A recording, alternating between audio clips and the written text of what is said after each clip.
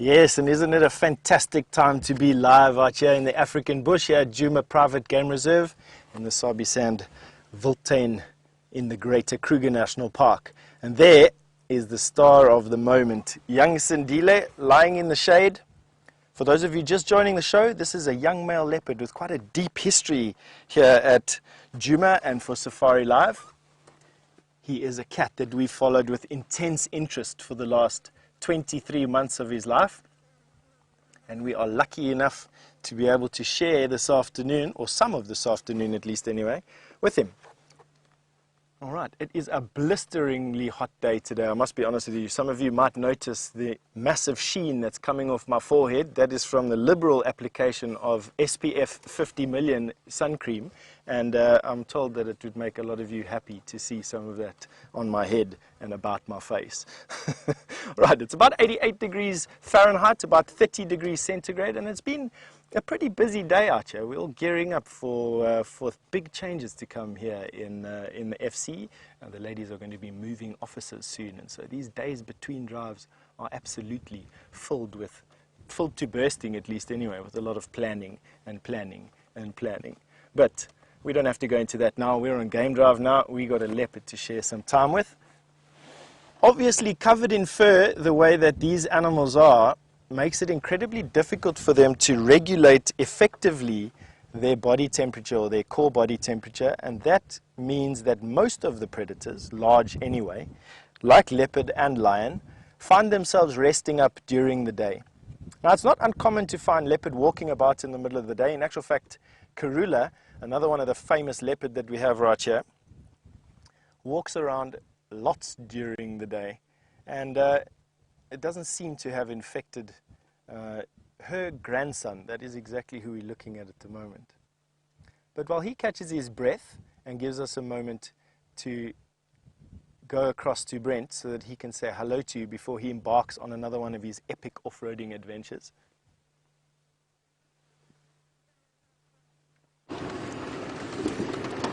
Good afternoon and welcome to a sunny Nkuhuma Private Game Reserve. It is a scorching 31 degrees Celsius, about 88 Fahrenheit, and this is still winter.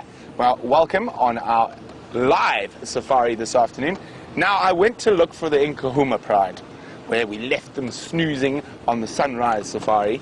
Unfortunately, alas, it looks like they've moved towards Galago Camp, where there's some water. Now, unfortunately, the guests are still snoozing. So we'll go back and look for those lions once the guests are out on game drive, so we don't catch anyone in a compromising position. So I think I'm going to go head down into the Mawati River and hope for a bit of Karula magic. And also I heard some elephants moving through this area during the day. So very, very exciting, and I'm sure there's going to be lots and lots to see. Even if there aren't the big hairies and scaries, there are always birds, bugs, and reptiles to look for. And if you want to know anything about all these wonderful things out here, pop me an email to questions@wildearth.tv, or you can use the hashtag Safari Live on Twitter.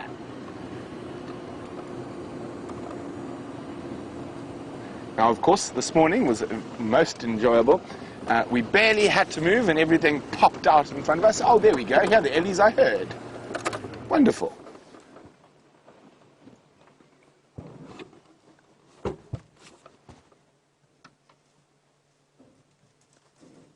So even the ellies have a time of the day where they're not too active. It is normally sometimes during the heat, but in this drought, they're having to constantly feed to keep that massive body well fed. But I do see a cute little baby doing something interesting in the drainage line, so I'm going to sneak forward a bit.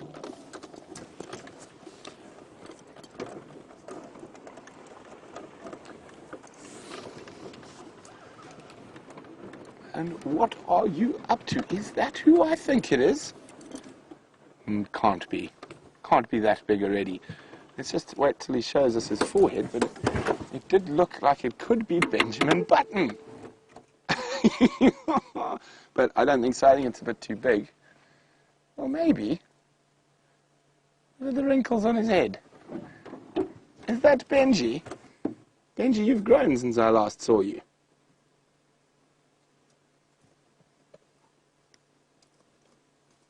So of course that little one's not too concerned with feeding. It's getting most of its sustenance from mom. Now, one of the reasons you find dead baby ellies in droughts like this is due to the mothers not being able to get enough nutrients and not being able to produce enough milk. Now, if we're really lucky, they might head towards the Djuma pan.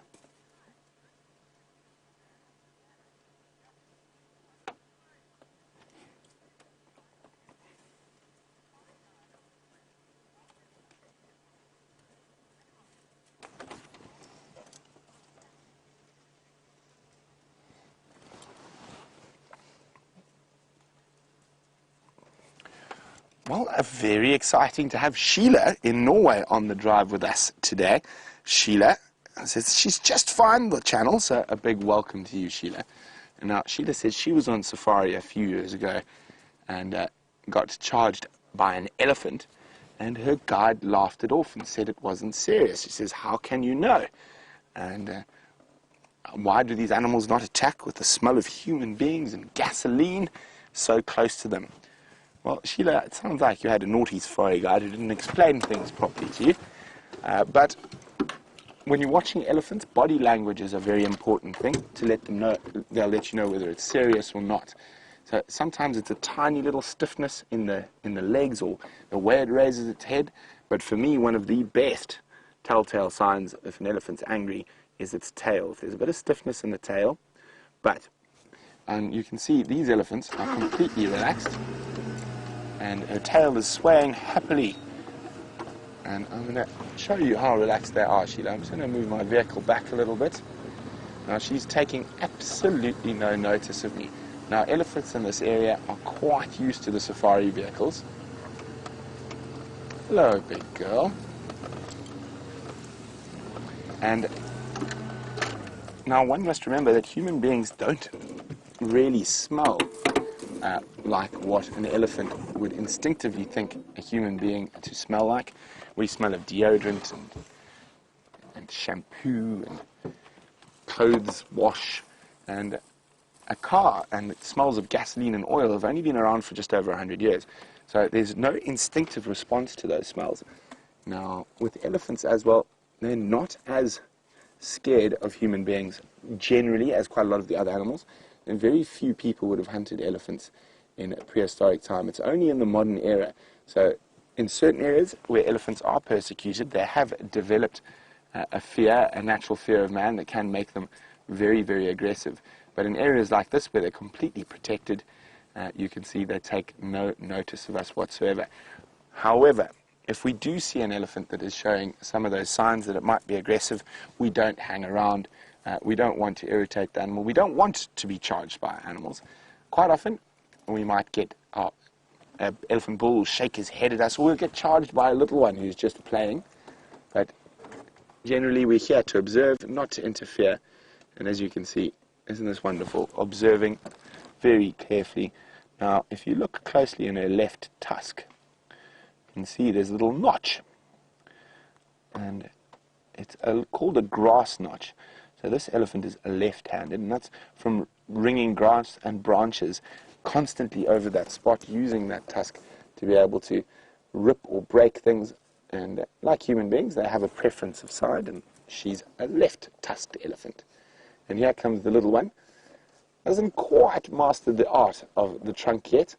So often they're just sort of feeling around, trying to get to grips with having this long appendage on the front of their face. And lucky for him, he doesn't need it to feed himself just yet. He's got mom. Now, eating a little raisin bush at the moment. And the elephants, over the last while, I've been counting the number of different species that they're feeding on. And my record in a herd in about 10 minutes is 14 different species. And a lot of those species are species that elephants wouldn't traditionally feed on. But because we're experiencing the worst drought since the early 90s, they are feeding on lots of different species that are not their favorites, but at the moment all nutrients counts.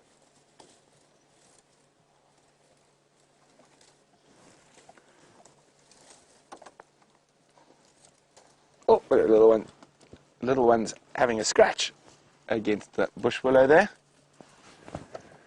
Got an itchy side.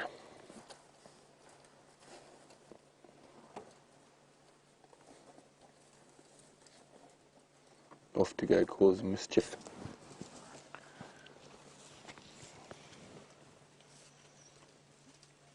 Now I think we're going to spend some time with these great grey pachyderms. While we do that, let's go across to Steph and the incredible Sindile.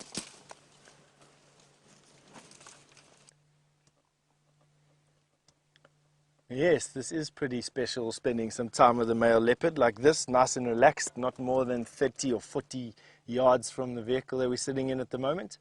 And he's just panting away, deliberately panting like that. Not only does he have a belly that's just full of impala at the moment, that impala is busy digesting, and he is an uncomfortable kitty cat, I think. That panting is a sign that he's got a full belly, one, but it's also a sign that it's pretty hot today. They can evaporate moisture off of their throat and their tongue, which cools them down a lot. There's a lot of blood vessels inside the tongue and the throat. And so that panting that they're doing over there creates that transfer of heat, and is something that even your domestic dogs and cats will do at home. You can actually see the pink inside the tongue. They've got a very red tongue, and that is because it's so jam-packed with blood vessels. Ah, there we go. He knew we were talking about his tongue. Have a look at those canines.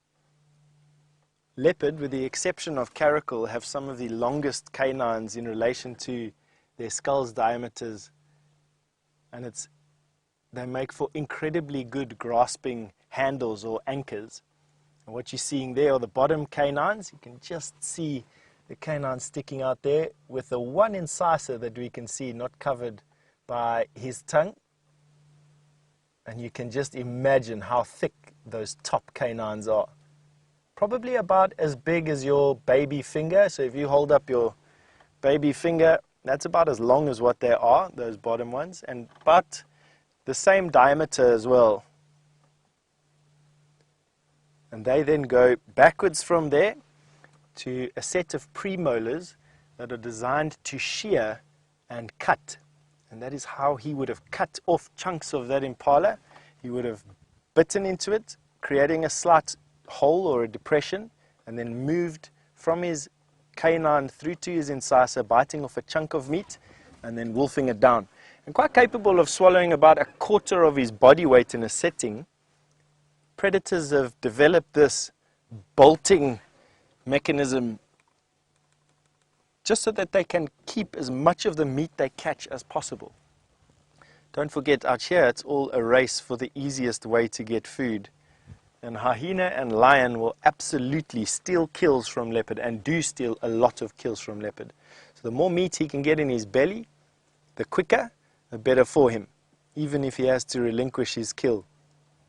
Now, leopard, being the adaptable cats that they are, long ago realized that it was easier to hoist kills into trees.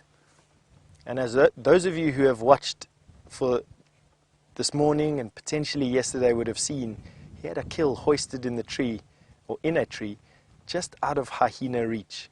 And so the only other thing that could have stolen that kill from him would have been a lion or another leopard. Just see where he's lying up in the shade there now, panting. Almost invisible in that shade, in actual fact. And that very, very clear blue sky in a very dry bush. Aaron, all the way from New Zealand. Good evening, Aaron. Yes, sleeping is incredibly hot work, or must be at least anyway. I don't know, where we're sitting at the moment, we are baking in the sun. I can only imagine if my belly was full of impala, I would also be panting away there. But really, that's just to cool him down. They can tolerate heat. I mean, leopard are found into deserts, not true deserts, not onto sand dunes, but right onto the very edge of true deserts. And so they are fairly resistant to temperature increases and decreases. I think the highest that a leopard was ever found, there was a leopard found on the slopes of Kilimanjaro, frozen, or in the Himalayas somewhere, frozen at a couple of thousand feet above sea level. What that exactly is, I'm not too sure, but for those of you who are interested in those types of facts and figures, see if you can find the highest altitude leopard have ever been found at, or at least their presence has ever been found at. You're welcome to share that answer with me via email on questions@wildearth.tv or using the hashtag Safari Live, and I'll share it with everybody else here as well this afternoon. Remembering, of course, that is how you can speak to me and how we can keep in touch throughout the afternoon.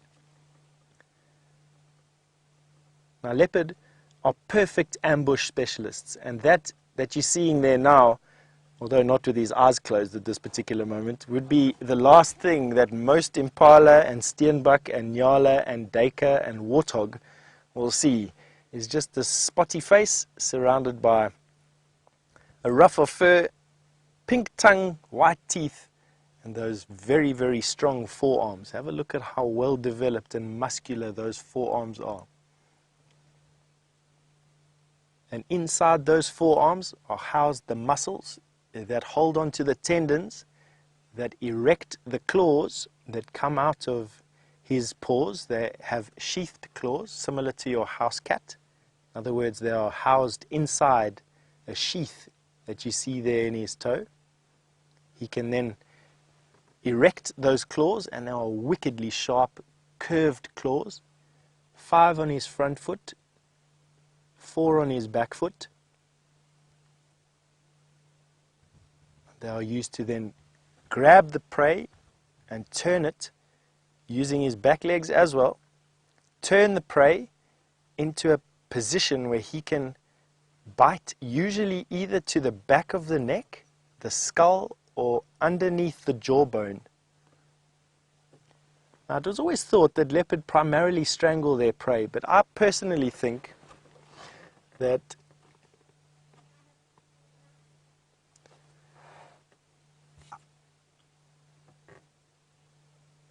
so Shamel, I'll answer your question in a second.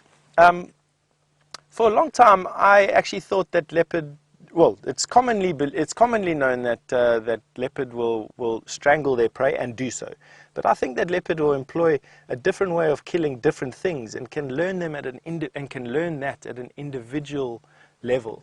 And recent developments have led people to believe that those long canines are actually and can actually be used to cut off blood flow in the carotid artery, which brings on a type of unconsciousness in their prey very, very quickly, in actual fact.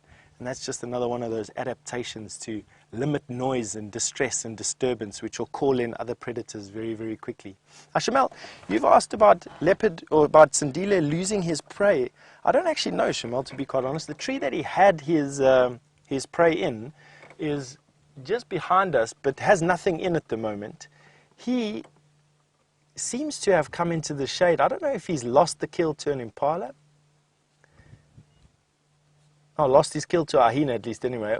But let's see if he's maybe stashed it somewhere else. There's a good chance that he stashed it on this termite mound somewhere. Let's have a careful look around the termite mound. Starting at the base of the tree. It's not in the tree. I think even he would find it difficult to put his kill inside there. No, I can't see anything more. He may have actually finished it. I mean, there wasn't too much left. I doubt that he finished all of that. I'm actually convinced that it's lying here somewhere. We just can't see it. What we're going to do is wait for him just to get hungry in a bit and stand up and go find it. Or stand up and move to it.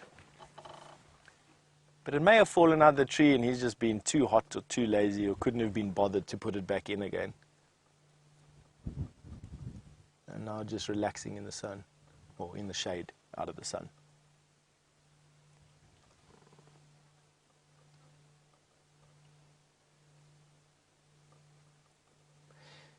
Chai Town Connie, wow, what a name. You've just asked me how many kilos of meat can a leopard consume in a sitting. They can do about 25% of their body weight, and I estimate this young Sindile to weigh about 50 kilograms. 40 to 50 kilograms, maybe a little bit more than that. So a quarter of that would be, what is a quarter of that? It would be probably 17 kilograms, 15 to 17 kilograms of meat. Now, do yourself a favor and go and spoon out 17 kilograms of dog food into a bowl and see if you can swallow all of that. That's a lot. They can basically swell up so much that their bellies almost come past their back legs like a balloon.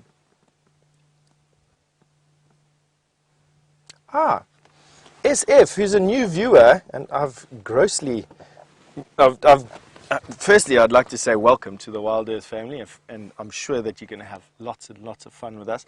But excuse me, I haven't talked about the collar that you've been looking at for the last few minutes. That particular collar that leopard has on is a scientific instrument which pegs his GPS coordinate from time to time, and it was put there because he's under scientific investigation after having been quarantined as suspected for having contracted a rabies virus from him killing a domestic dog that had wandered into this reserve, a rabid dog that had wandered into this reserve. He killed it, and we all decided that it would be a good thing to request help from the local veterinary services, who then caught the animal, quarantined him, and then released him here a couple of months ago. And we use those collars to gather as much information as we can about this particular, or these cats, and in particular this particular cat, has added a level of confusion to the scientific world. And the reason for that is that males usually disperse from their natal range. They're supposed to, by nature, move away from where their mothers and their sisters live for obvious reasons of inbreeding. This particular male walked away as expected, and then from as far as 50 or 60 miles away, he walked all the way back again. And for no reason that the scientific community can understand.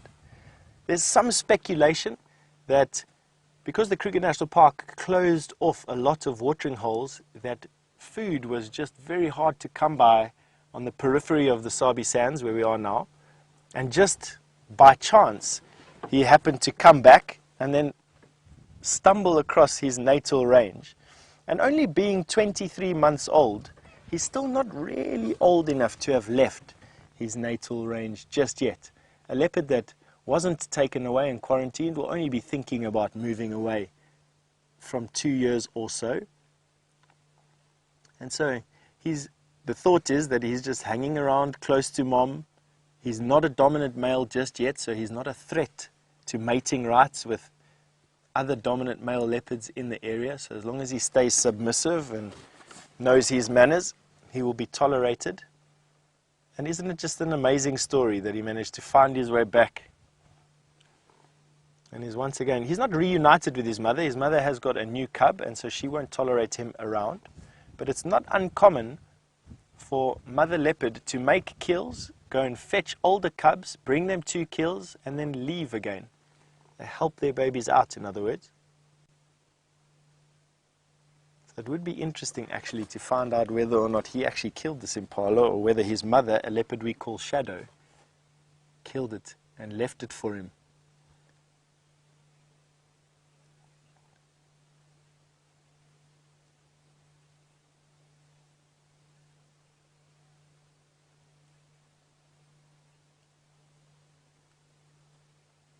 Gee whiz, James Richard, you just helped us out with that. The highest a leopard has ever been found, and it was on the slopes of Kilimanjaro in 1919, ages ago, on the banks of some crater there that was at a height of 18,500 feet. That is an unbelievably high altitude for leopard to occur at. It was actually found frozen, the carcass was found frozen, but just goes to show that leopard are some of the most adaptable cats. They're found from the edges of our cities in South Africa, and in fact all the way across their range. You get different subspecies of leopard, but pretty much from Cape Town up through Africa, across onto Asia, and all the way through to the eastern side of China, you get some form of Panthera pardus, or the leopard. very adaptable. So from 18,500 feet right onto the beach at sea level, from basically full jungle all the way through to just at the edge of dune sand deserts. Now some would attribute that to just how hardy these cats are. I attribute it to a big intelligence. So Mark, you've asked what tools we use to identify different leopard. Now, Mark, it's a combination of what their general, spot, I didn't quite get that, excuse me. It's a combination of the general impression of this leopard's size and his shape, any distinguishing marks like scars or whatever, it could be an anomaly on the coat or on his tail. But the actual one is using that spot on the face, and there just above the whisker to the right-hand side of his nose, there's 3 lines or 4 lines of whisker spots. Those they'll use. And then you can see this particular leopard has what looks like 1 spot and then 2 spots right next to one another. That'll be unique to every leopard. That is like... And that and other small little telltale marks are what we use to distinguish which leopard is which. Now, as this leopard will get bigger, he will move off probably. The dominant males in this particular area, or males that are larger than him, will not tolerate him around when he starts to compete with them for mating rights with females, and they'll chase him from one area to another until he's big enough and strong enough to say, or push open a territory of his own, or oust another male, an elder male, or a male that's past his prime in another area. And he will have roughly an area of, I don't know, it varies depending on how close or far you are from river systems and from natural water, but around about 5,000 hectares here in the Sabi Sands is large, just on the large side for male leopard territories. And he will have a number of female territories in that. They will know of one another, obviously. They roar and they scent mark, and although they don't hunt together, they are very aware of what females are where in their territories. And when a female is exhibiting signs of coming into estrus, generally speaking, they will find the male, the most dominant male in their area, and through a lot of teasing, something caught his attention, could have just been a fly or a grasshopper. The females will elicit mating. They mate for about 5 days or so, up to a week, and then they go on their separate ways again. Females are solitary mothers, with the male leopard not taking any role in the upbringing of kids whatsoever. You can see that full belly that he's got there now, just sticking out of the top. Usually if he was not full of impala, that would be a sleek continuous line. And you can see that breathing, that meat pushing against his diaphragm, and then also that panting to try and keep his core body temperature down. Very good condition, this male leopard, to be honest. I mean, for a youngster that's not really tied to his mother, having had the history that he's had, 9 months living in a quarantine facility, many people thought that he'd come out not fit enough to actually look after himself or to defend himself against anything, but, contrary to popular belief, he's managed to do all of that on his own. All right. So on that note, we are going to send you back to Brent, who has got an update, whatever he's been doing for the last couple of minutes for you.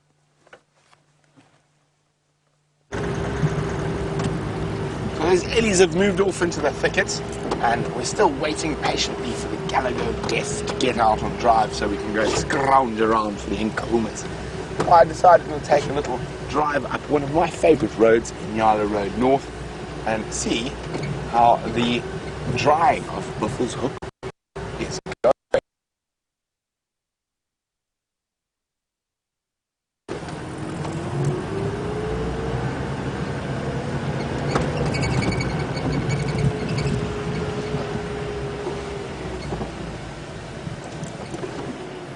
But you never know what you're going to find. That's the joy of being on a live safari. Yesterday I was looking at an elephant and I found a bagworm land on my head.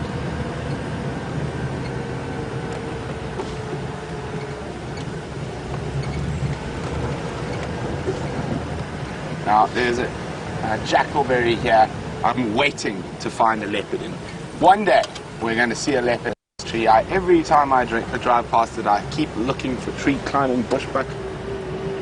And unfortunately, no luck. But I'm trying to have a look at this one fruiting. It might be worth our while to go past the big fruiting one down at Twin Dams. Always lots of action around there.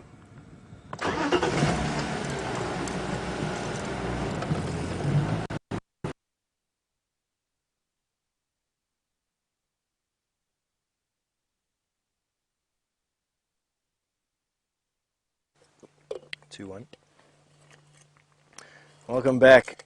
Brent is having a little bit of signal issues there on Nyala Road South, the black hole for our signals out here. Sindile has just looked up and seems to just be relaxing. I think he had a fly buzzing around his ear a little earlier. That was giving him that jerkiness that you had there. Let's have a look. While we are close like we are now, have a look at that black and white stripe on his ear. Now that is a following mechanism. That's how leopard talk to one another. So they use their ears and, well, a variety of things. Ears is one of the tools they use. And that black and white stripe will be used to signal cubs that are walking behind them. And that in combination with their tail, which for him we can't really see, but at the bottom of their tail is a pure white, about finger length piece of hair. It's very expressive. We can't see it now. I'm just trying to see if we can actually. No. Maybe in a bit we'll be able to see it. But that black and white stripe on his ears plus the white tip underneath his tail, following mechanism, that's how they will speak to their cubs when their cubs are following them and tell them a variety of things. Get out of danger, stay behind, stay hidden. Who knows what they can communicate with those ears. And then if you look at his bottom eyelid, you'll see an almost white stripe. Now when he opens up his eye, of course not now. Alright, and now just because I want to speak about it, he's keeping his eyes tight shut. You almost think I can hear you. But it will allow me to talk about leopard intelligence. Their adaptability, for me at least, oh look at that, there we go. Oh, amazing. I hope some of you got some screen grabs there. He's just resetting there, got a bit of hair. Oh, look at that. Look at those massive canines. Wow. That is impressive. Thank you. Look at the sharpness of those teeth. Very, very good condition. Quite often older leopard have broken off canines. It's just the habits that they live. Tooth and claw. They get knocked out by being kicked and bitten through, and bones, really tough bones might shatter a canine. Being kicked by something might shatter a canine. He's still got his, and just look at the condition of those teeth. Wow. And for those of you who are fast enough on your keyboards and got that quick snap of the inside of his mouth, you'll be privy to those carnassial shears, those teeth that act like scissors that you'll be able to see in the roof of his mouth and on his bottom jaw. They fit into each other like a zigzag pattern, and will be used to cut out chunks of meat. So for those of you who are lucky enough to get shots of that, please share them around the community. Once again, you can send them to the hashtag Safari Live, pitch them up at emails, attach them to the emails, questions@wildearth.tv. Right.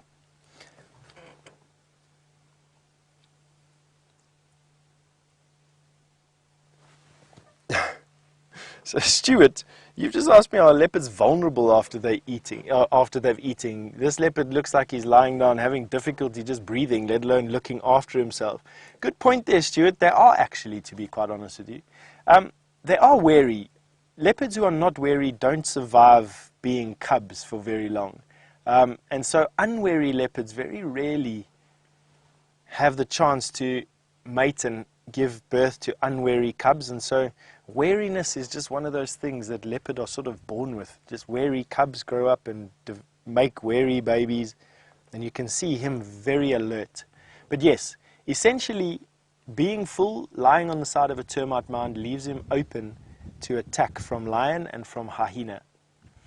And a lot of leopard are killed by both of those super predators. Other leopard, not at the size that he is at the moment. He's in that comfortable cusp between being a tiny cub, which dominant male leopards sometimes cannibalize, and being a full-grown adult male that is actually a threat to the dominant male leopard in this area. He's in that comfortable cusp where big males are leaving him alone and he's not really in the danger of being cannibalized by a male leopard looking to bring his mother back into estrus.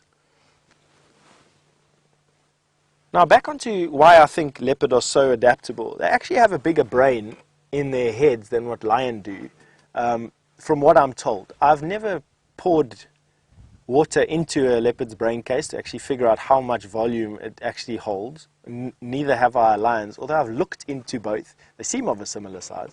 But I suppose if you factor in that leopard are about 4 times smaller than what lion are, it makes sense that they have a bigger brain per volume, and that is the measure of intelligence. And they are very adaptable. They can learn to hunt different things and to adapt to different environments very, very, very easily, as this young male leopard has obviously shown with his collar on, and from such a young age being so independent. Now, while he stares balefully off into the distance, we're going to send you off to Brent, who's got an update for you.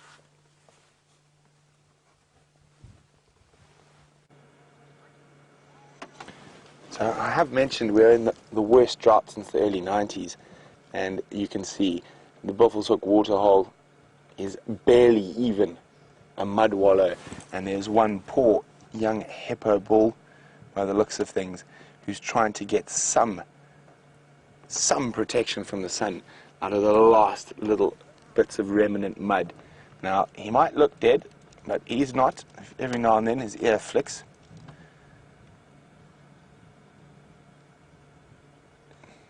It's really, really tough on the hippos during the drought.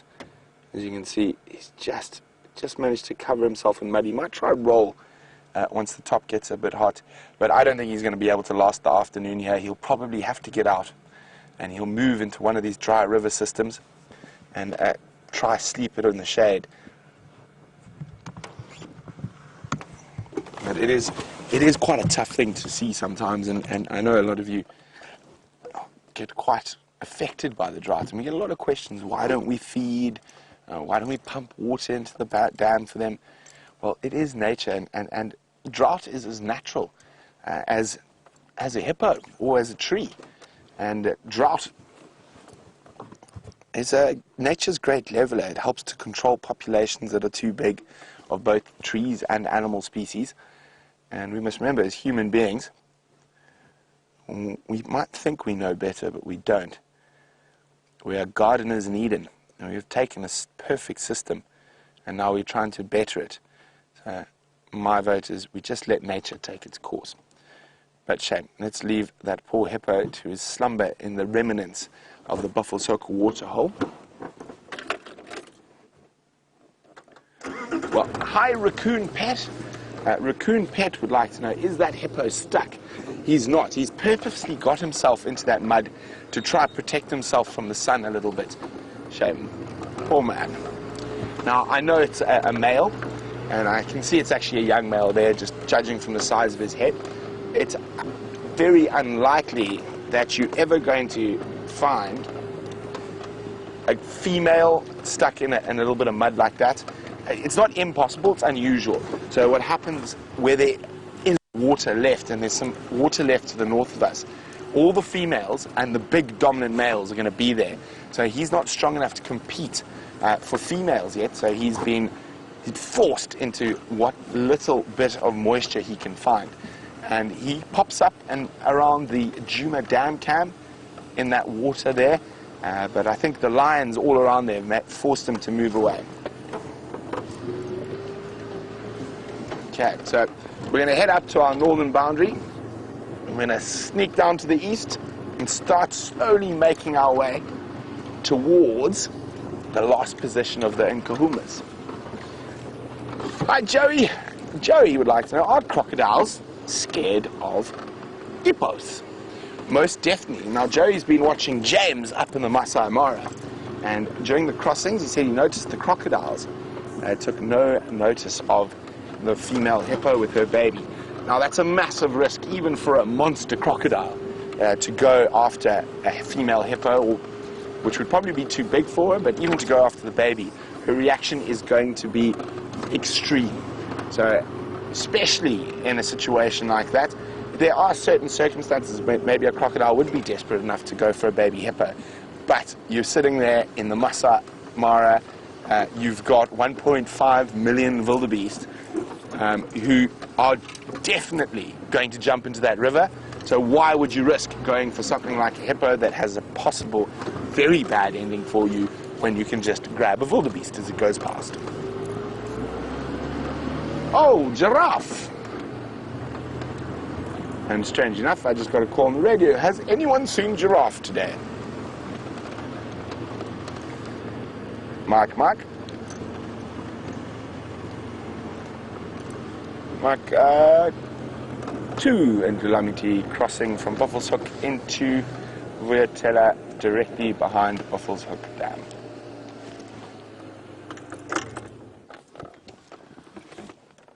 Now, I hope they're not marching off to Buffelshoek for a drink, because I think they're going to be sorely disappointed.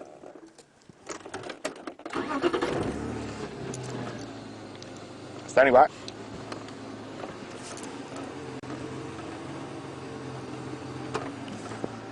Herbie's on the search for a male lion. He's just asking what roads I've checked. I checked Central to Nyala Road North.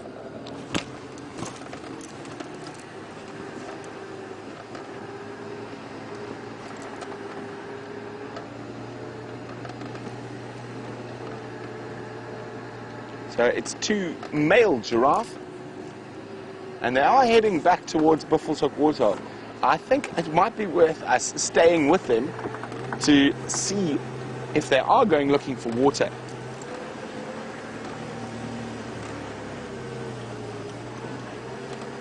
Now, it's quite nice in the heat of the day to find an animal that's on the move like that.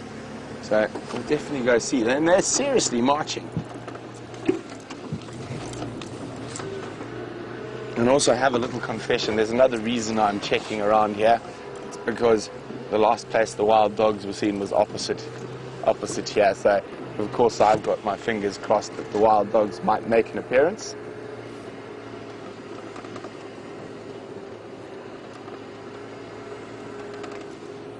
Where are you two off to?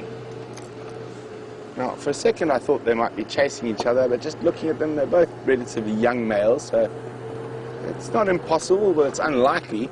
The bigger one seems to be leading, so let's have a look.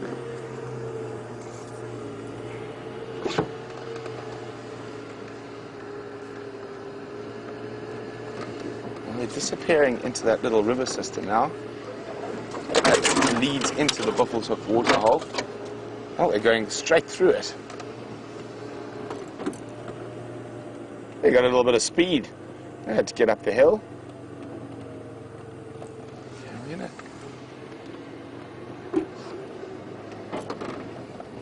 Or maybe with their tall height, they've already seen that there's no water, changed their direction.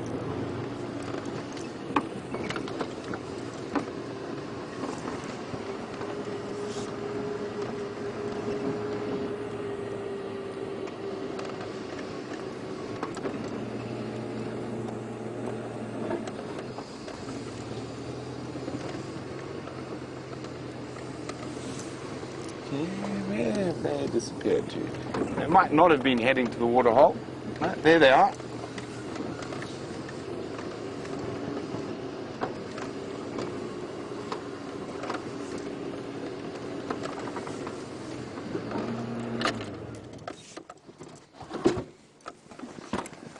Could be a bit of a... No, I don't think they're fighting or chasing each other.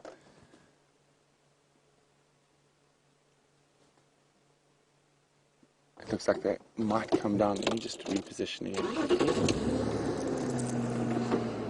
They're going to be very disappointed as they come down here if they're looking for a drink.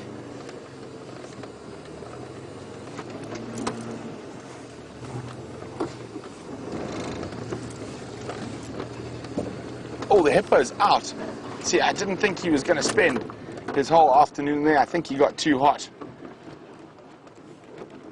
So he's going to more than likely make his way into that little river system behind the dam wall. And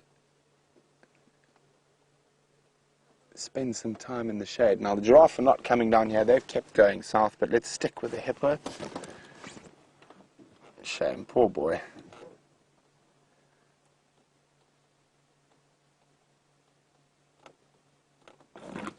It's quite a steep bank he's got to attempt.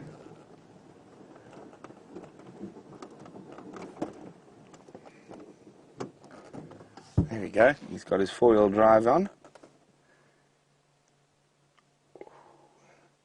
Now, of course, lack of water is not the only problem for this poor hippo. It's lack of grass.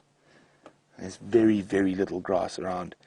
And hippos can do up to 30 kilometers each way, 60 kilometers in a night in search of grass during the dry season in other parts of Africa.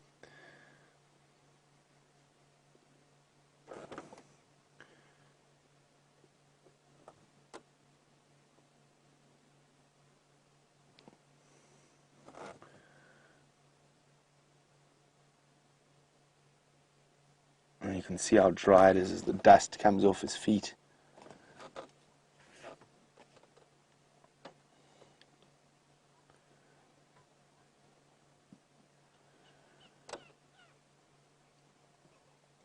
Hello, Angela, who's in Boston, Massachusetts. You must be a Bruins fan, Angela. Now, Angela says, when are the rains expected? I can't believe how dry it is. Well, there is a lot of debate around when the rains are expected, Angela. There's a lot of bets going on. I say it's going to be very dry. I don't think we're going to get rains early this year. And even once our rainy season does commence, I don't think it's going to be a very good season. So I've said, and I'm the, I think, what's it? I said the 10th of November. And when we say classify as decent rain, it has to be over 20 mils. Brian and Dave have said the 18th and 19th of September, which is just around the corner. Vim, where were you? Can't remember. You can't remember. Or now you get to choose another one.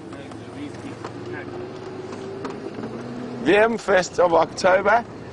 James was, I think, 10th of October. And Steph, also the 10th of October. So, I hate to be the pessimist, but it seems like everyone's a lot more optimistic than I am about when the rains are coming. So there's lots of debate whether it's going to be a La Nina or El Nino continued. So, and the research I've done, as much as people think we're going to have floods and La Nina is coming, I can find just as much information to say El Nino is going to continue. So I should probably stick to Hemingway's advice, and there's two things one should never try to predict: the weather and a woman's moods. Oh, hello. Buffalo.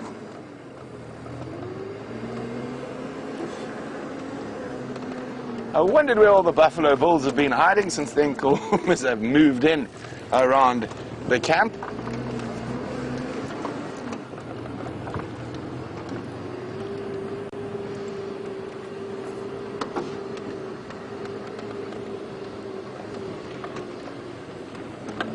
Hello, old boys.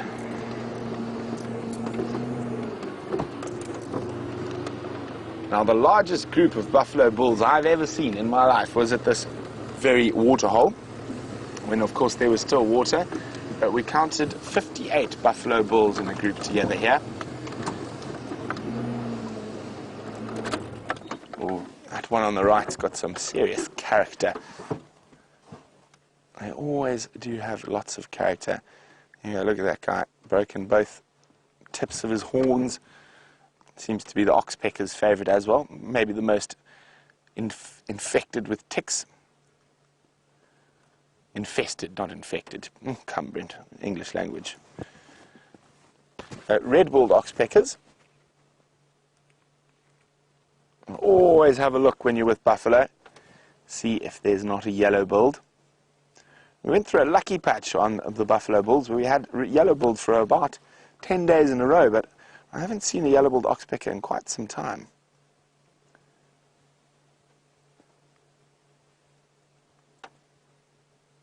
So they're just quietly ruminating in the shade. Now you can start seeing the hips show on quite a few of these buffalo. And the Nkuhumas are having great success in hunting them.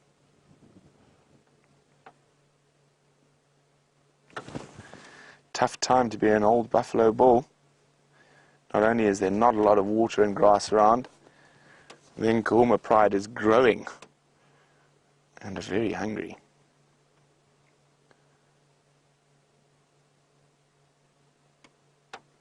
Well, let's leave the buffaloes to ruminate on their unluck or bad luck this year with the drought.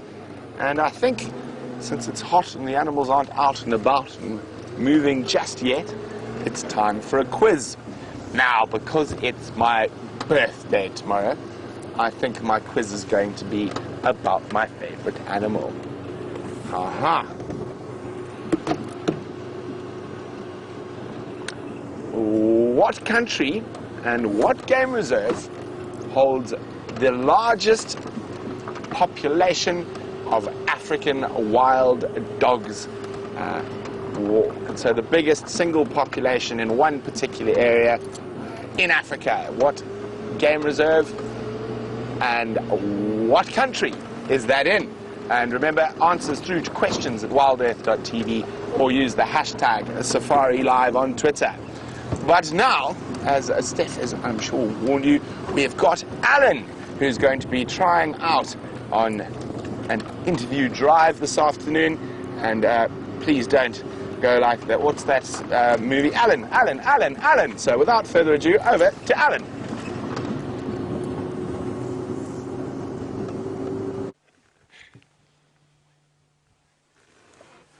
And a very good afternoon to the community who I'm talking to all over the world, and it is my great pleasure to join you from Safari Live here in the beautiful Djuma Game Reserve in the Sabi Sands. I believe I heard Brent's very animated introduction of me, and thank you for that, Brent. I'm Alan, and yeah, it's a pleasure for me to be able to spend the next few minutes and hours of this afternoon's drive and perhaps explore and expose a couple of the subtleties that are around us in this gorgeous, gorgeous game reserve. I know that Brent was talking to you a little bit earlier about the condition of the buffalo and the resultant success of lions hunting them during what is an environmentally challenging period that we are going through. If one takes a look at the expanse of the bushveld around us, it's got a very much kind of a slightly drab overview in comparison to what one might experience in a couple of months' time, perhaps. But gorgeous all the same, you know, these skeletal trees, the dramatic starkness of the bushveld at this time of year is just such a hauntingly beautiful time, and one of my favorite times of year, in actual fact, when you get the sunrises that you enjoyed this morning with Sindile, and yeah, the dusty sunsets, all of the great colors that we enjoy. But for the remainder of this afternoon, we're going to be trying to take a look around. We've just left Sindile about 10 minutes ago. He wasn't looking to do very much. In actual fact, he seemed fairly content with that stomach full of impala, and he I think perhaps invited us to go and explore a little bit more of what's out there this afternoon, and so we'll do just that. And if you'll bear with us as we head out and see if there's anything more that we can find for you that you may enjoy alongside with us.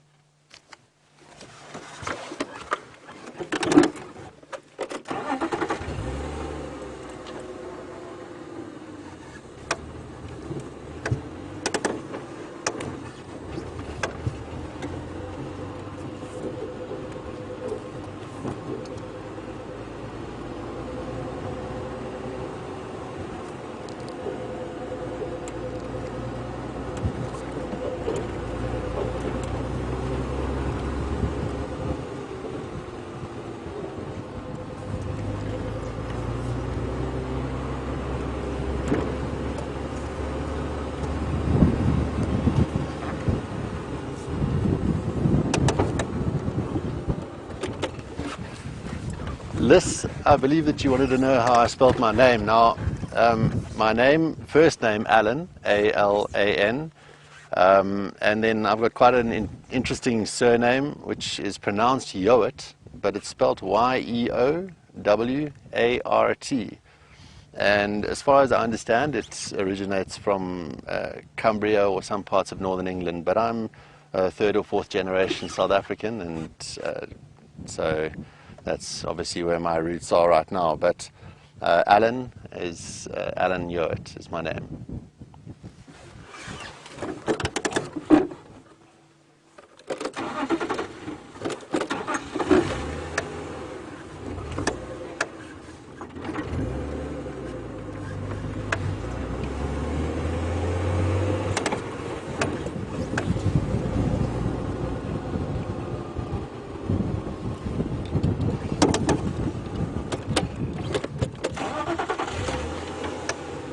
Carol, a pleasure to meet you, and I'm from a small town called White River, which is probably about an hour and a half or 2 hours drive from here.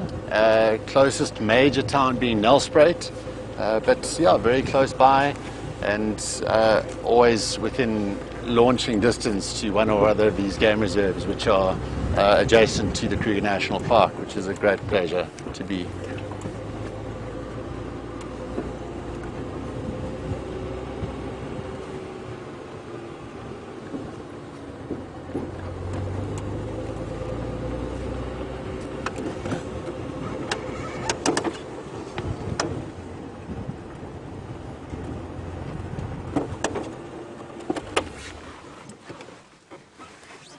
Good afternoon, Debbie.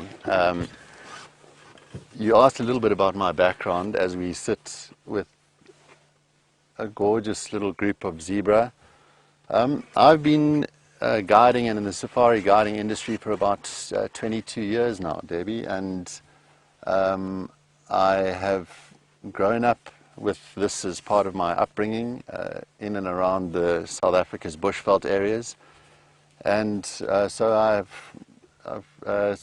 began my career in the Sabi Sand Game Reserve just under 23 years ago, and I've worked in and around Kruger and various parts of Africa ever since then, not having done anything else. And so guiding and the training of field guides has been all that I've done, and it's a wonderful, wonderful career, and it's actually where I know Steph from, and Brent. All of us as paths have crossed.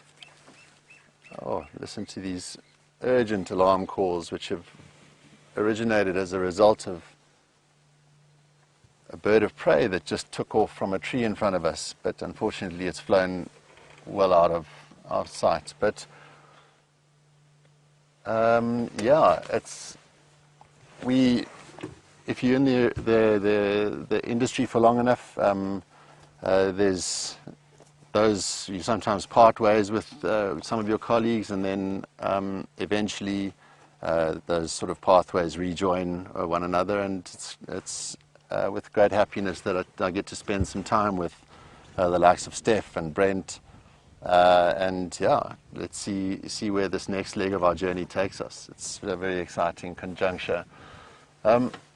Just as we're sitting here, somewhat lackadaisically, not really taking note of these beautiful animals to the side of the vehicle, I know that James was viewing this species on the banks of the Mara River in Kenya yesterday afternoon. And yeah, we're just so privileged to get to enjoy these beautiful animals in the various reserves and safari destinations throughout Africa, and particularly here in the Sabi Sand, where they just seem so at peace with one another and with our presence in the vehicles.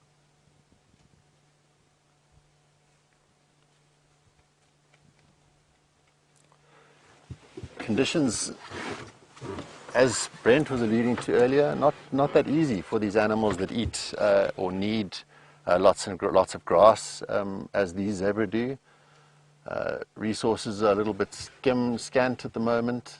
and so it does mean that the animals do need to spend a lot of time feeding, a lot of time trying to find food, and there will be times when their condition does deteriorate as a result of deteriorating resources. But again, as may well have been alluded to, you know, these times of environmental stress do have a purpose, and the purpose of strengthening the genetic resources for breeding populations going forward is critical, you know. And if everything was too easy and too abundant, you would find that individuals who weren't meant to breed got a far more available opportunity to do so, and hence would result in the weakening of the genetic pool or the genetic resources around. So we'll watch these zebra as they move along just past this termite mound that they've spent a little bit of time feeding against. The termite mounds themselves, if you can have a look on the one side, I'm just going to move forward a fraction.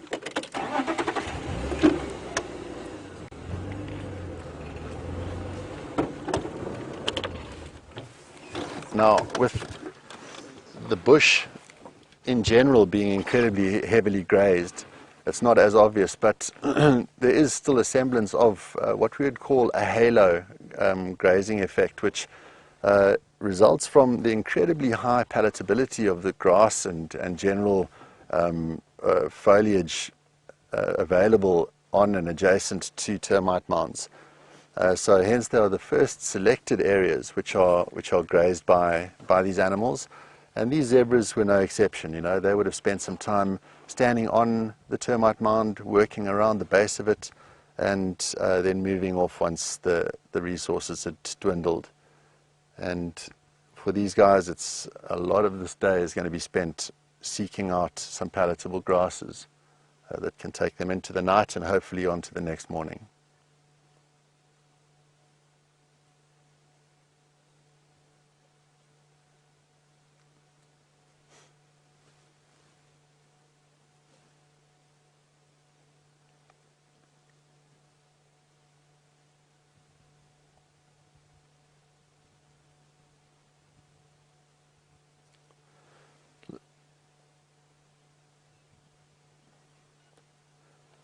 So as we continue, we're going to carry on looking for whatever else is in store for us, and I'd like to hand you back to Brent, and let's see what he's got in store for you in the next couple of minutes or so.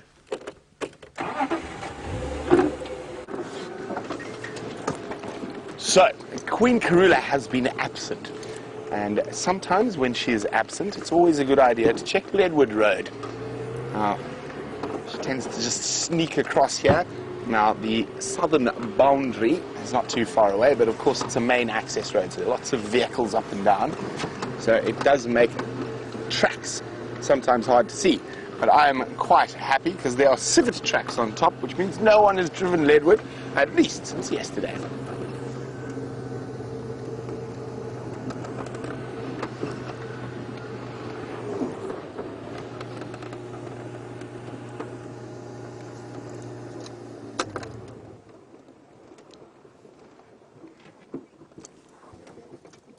Oh, this is not the most relaxed little group of dwarf mongoose, not hanging around to say hello.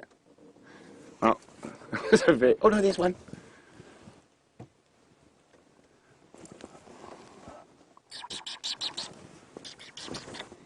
It looks like a young one as well. Hello, little guy. Now, the smallest member of the carnivore family in Africa. Aren't they just too delightful? Now, I know a lot of our regular viewers would have heard the story a few times, but I'm going to tell you again, but I just need to chat to Tax quickly. Tax, just Sindile and then Nkuhumas have moved towards Gallagher. I'm waiting for Aubrey to get out so I can go check. There we go.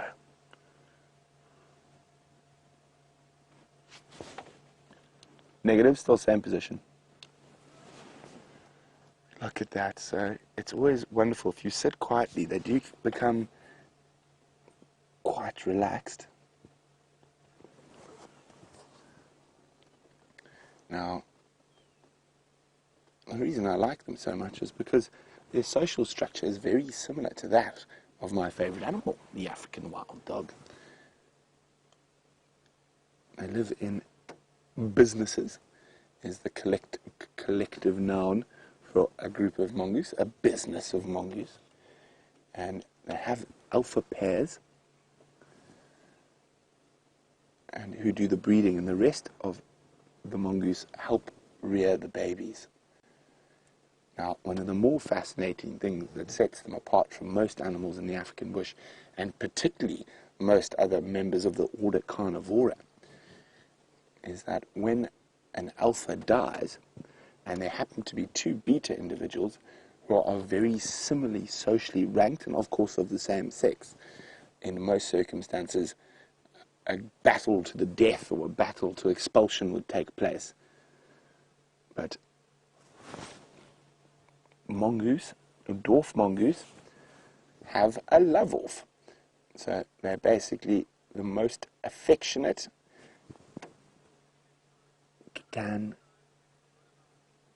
sorry guys, just 1 second. So they have basically a love-off, so the most affectionate of the mongooses wins, and they can actually keep grooming each other for up to a day, and literally they look like they've been dropped in a bucket of water. They're so covered in saliva.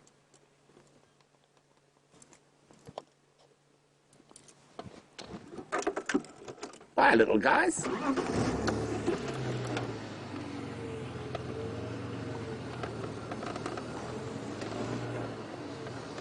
So, a big welcome to Salem Middle School in Virginia Beach. Great to have you on a live African safari, and I look forward to having lots of questions from you. I think this is your first time on a safari, so great to have Salem with us. Now, to let you know what I'm up to, I'm in search for a leopard, and then I'm going to go in search of a lion. So I haven't seen our dominant female leopard in this area for a few days. This is one of the areas that she does like to frequent, so I'm just checking for her footprint. So that's how we track a lot of the big cats and animals out here, is that we look for their footprints. But of course, it's not always only about the big cats. We love to look at everything, the trees, even the dirt, insects, flowers, butterflies, and of course some of the other big animals like elephants and giraffe and zebra.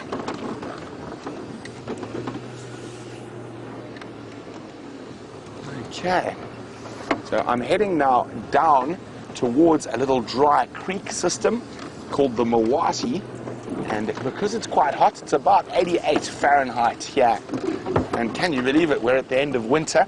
So a beautiful late winter's day for us here in the African bush, and there's lots of nice big trees, lots of shade, so we might find some animals snoozing in that shade. So again, a big welcome to Salem. Great to have you on the back of the world's biggest, I was going to say biggest safari vehicle, but I could say today the world's biggest classroom.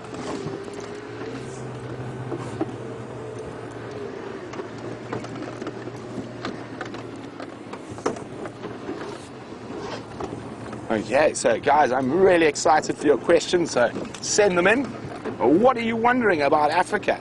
And apologies that there are no animals on screen at the moment, but I'll try to find some for you as quick as possible. But that is the thing about being live in the African bush. We can't plan it. The animals are there or they aren't. We can't make them be there. This is not a zoo. There's no fences. And the animals can meander wherever they might please.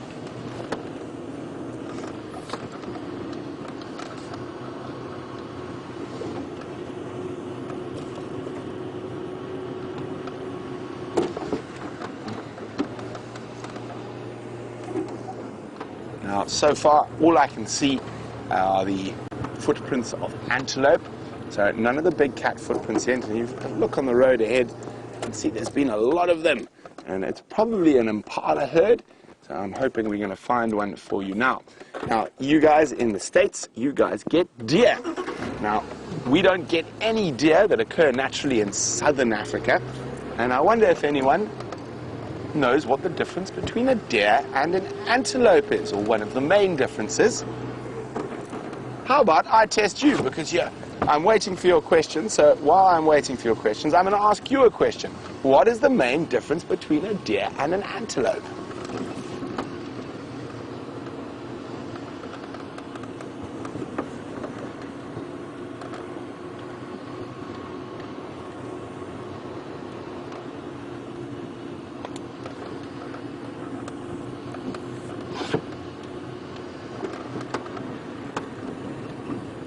So if you're wondering where we are in the middle of the African bush, but we're in the country of South Africa, in the Greater Kruger National Park.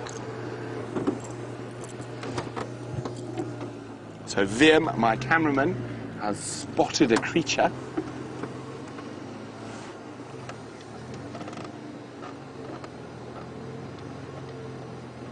Where's he gone, VMP?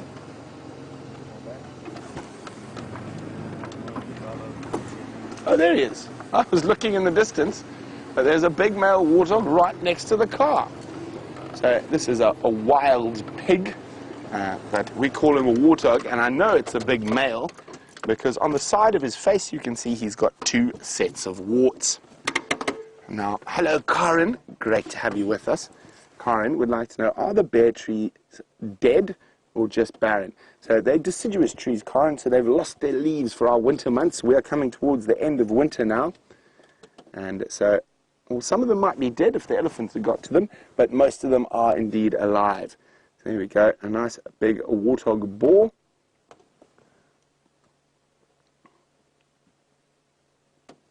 And let me just see if I hope he's going to move out from behind that bush. But what he's doing is he's using his nose to dig into the soil. So we are experiencing an incredible drought, so food is quite scarce. And he's trying to dig out the roots of those plants. And here he is. You can see he's got big tusks for defending himself. So the big tusks we can see there are very impressive, but not the real main weapons that he uses to defend himself. So I'm hoping he's going to turn his head in a little bit. So he's actually moving the little sticks and stuff there to try. There we go. So underneath those big tusks, as you can see as he chomps his mouth there, he's got small tusks that are very, very sharp, and those big top tusks rub against them, and they can be as sharp as a razor blade. And even a leopard would think twice about tangling with a big warthog like this, and those very sharp tusks could do some serious damage.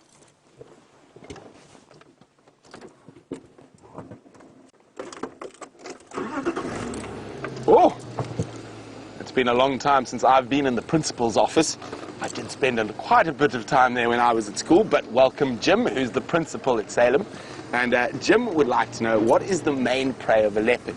Well, Jim, small to medium-sized antelope, impala, steenbok, duiker, and I'm really hoping we're going to be able to show you one of them. There's lots of footprints here, so hopefully there'll be one around the corner.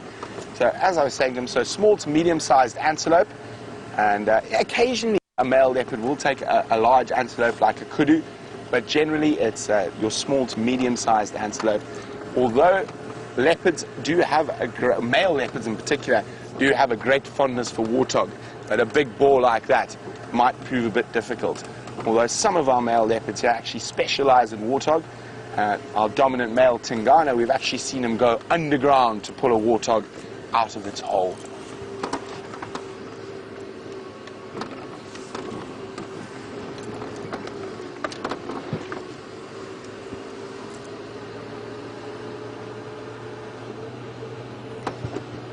Well done, Darlene. You are spot on, 100% correct. Antelope have horns that are permanent. Deer have branched antlers, and they fall off outside of the mating season, whereas an antelope has got his horns for life. And I think I know where some horns are close by. Not quite antelope horns, but they'll do for an explanation.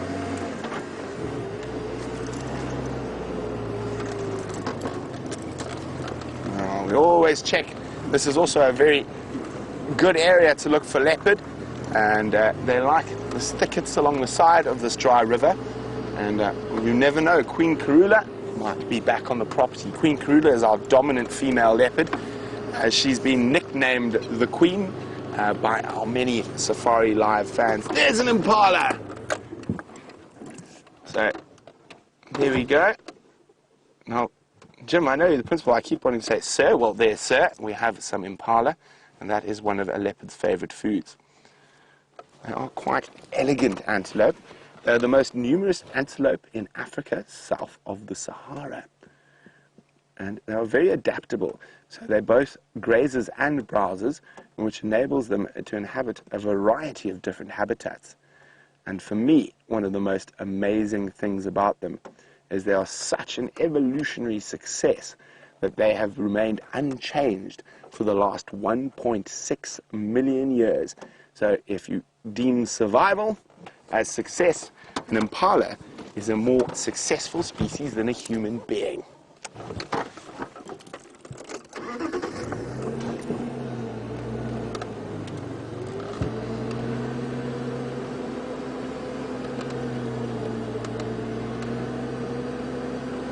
Okay, now we are heading to a big evergreen tree we get here called jackalberry, and we're going to go see if there's anything feeding on the fruits. It's just started fruiting while we make our way towards that wonderful big tree. Let's jump back on board with Alan and see what he's got.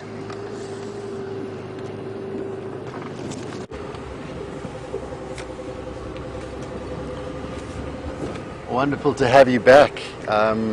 Since we left one another, we've just been trolling along these kind of dry riverbeds, or as we call them, drainage systems, which crisscross this bushveld countryside here. And you know, it's an area that one might hope to find animals resting during this hotter part of the day.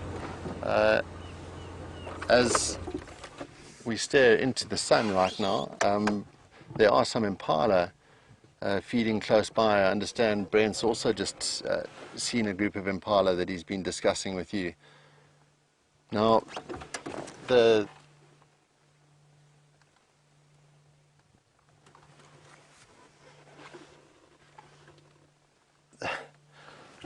Missy, a question from you asking what the temperature is right now.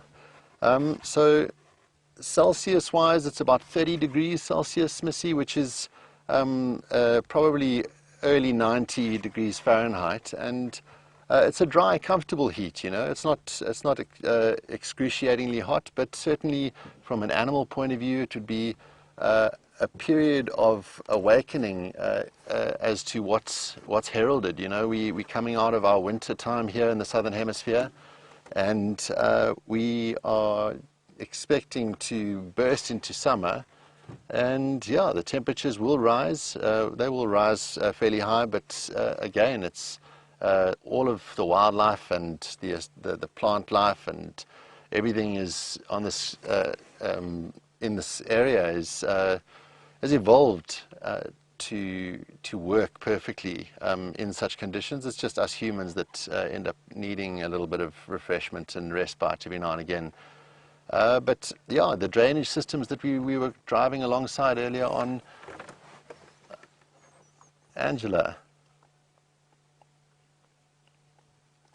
Angela's asking if I've had an animal attack or charge at me. Angela, you know, there are occasions, certainly in this industry, where you spent enough time in it, where animals do show hostility towards you, if you're on foot or perhaps the vehicle. But I've been very fortunate enough not to have ever had to come into physical contact with an animal, as it shows its dis-ease or dissatisfaction for my presence. But certainly there are times when animals will show hostility towards the vehicles to try and create space if they're uncomfortable with us. And but yeah, for the most part, it's just a display, and it's a display that we need to generally heed. take heed of and offer the animals the comfort and it's really just in order to create distance so that they can carry on their lives unimpeded by our presence, and we can just enjoy watching them doing what they want to do naturally.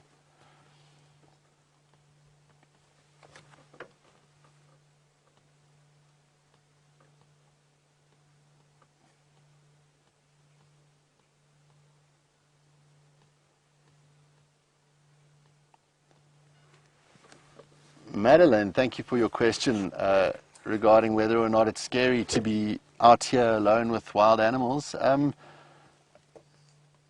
don't think scary is really a way to describe it. I think there's certainly city environments where it would be warranted to be a lot more afraid than one tends to be out here. Respectful and just an amazing enjoyment of being able to spend time in these natural areas it's a great privilege. But there are times where animals will display in a hostile fashion towards you, and no matter what anyone says, it's an intimidating situation to be part of, and it's designed as such. It is designed to intimidate you. It's designed to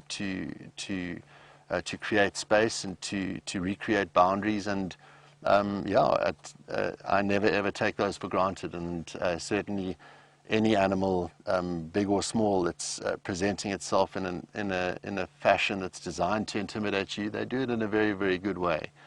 So yeah, there's definitely times where you can feel incredibly humbled by the species that we enjoy to view out here, but cities are definitely a far more dangerous environment in terms of physical health. Right, I'm going to carry on driving a little bit more. We're staring straight into the sun, and this group of impala seems to have filtered off down into the shadows. So we'll just carry on looking, and I would like to hand you back to Brent for a short while as we carry on looking to see what we got ahead of us. Okay, you're going to stay with me?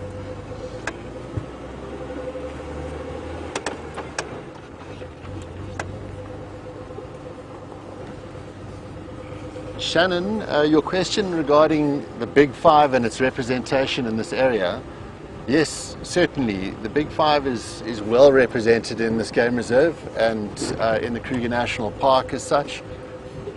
For those of you who are not familiar, the Big Five is actually a categorization of animals based on what was deemed to be their danger to man from a hunting perspective. So in the early parts of the 1900s, late 1800s,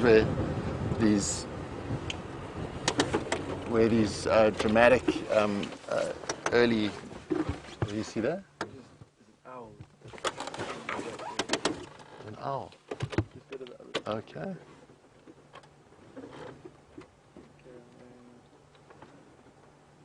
Sorry, I'll get back to your question shortly about the Big Five. I think we may have spotted an owl, which, being broad daylight, is not the most common of sightings, so let's see what we can make of this. I haven't seen it yet, but let's just see.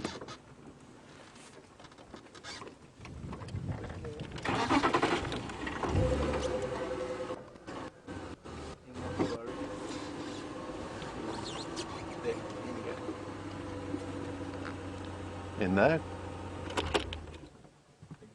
Between the trees.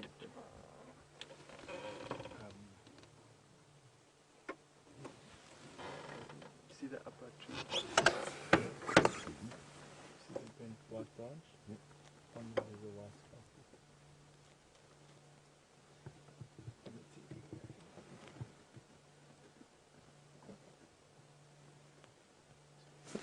Which way are you looking, Steph? Inside, you see the buffalo, the tallest buffalo thorn? Yeah. Come down its main stem. Yeah. We can see. In the foreground, on the dwelling.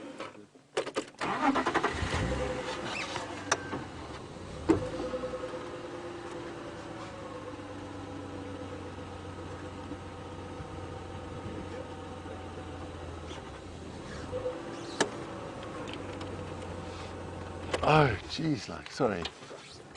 Can you see it? See this white branch in front of us with a white.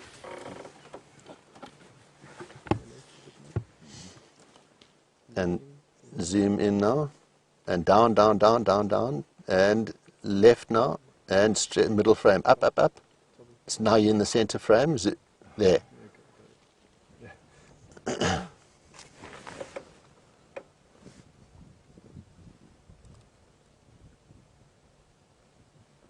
How gorgeous. Now, Steph is sitting, can I talk? Yeah. Steph is sitting in the back of the car, and and he has just spotted this tiny, tiny owl, which looks like a barred owl, actually. One of the smallest owls. There are three very, very small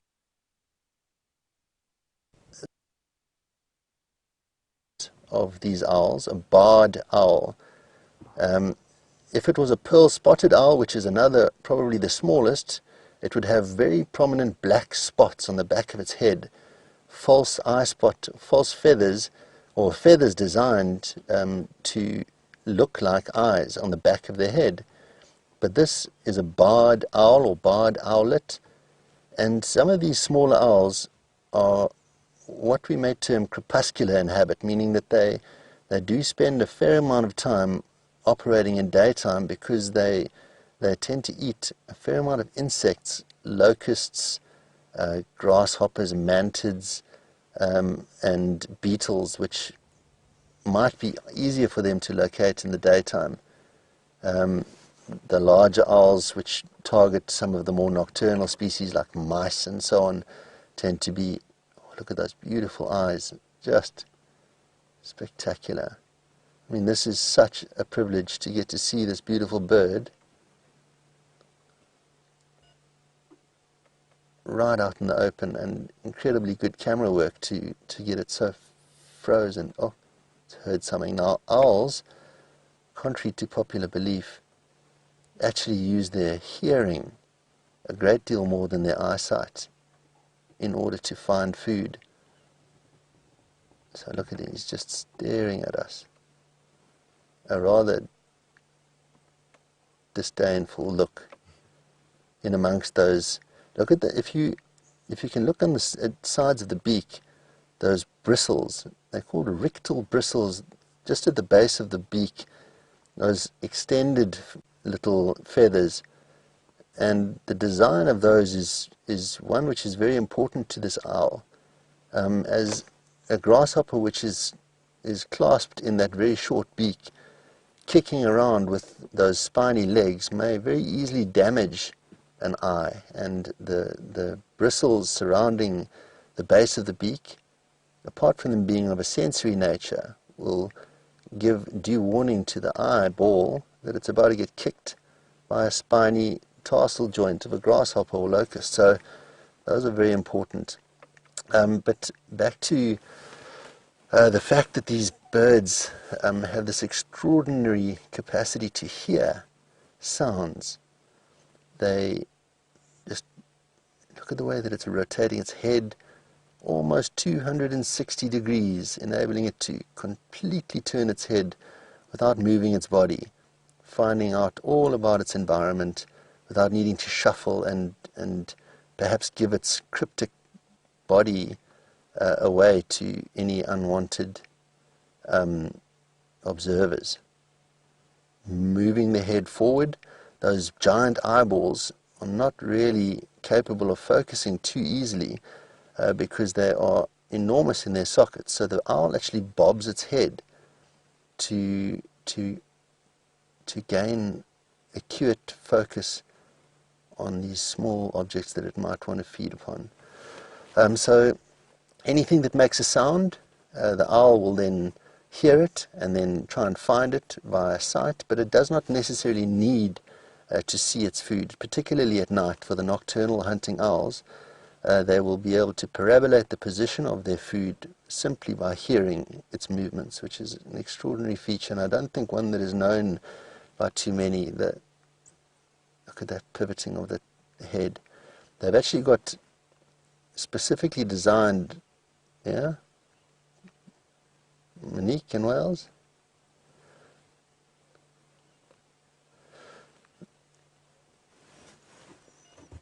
Monique in Wales is asking what sort of call this owl actually has. You know, in my 23 plus 20 years of spending time in the bush, I've never actually been able to mimic animal or bird calls particularly well, and I do so sometimes on my own, but certainly on this occasion I'm not going to attempt to mimic the call for you, Monique, but they do have rather an un-owl-like sound. It's a trilling, sort of descending a series of fairly high-pitched notes, very unlike the typical or conventional hooting sound that one might attribute to an owl or associate with an owl.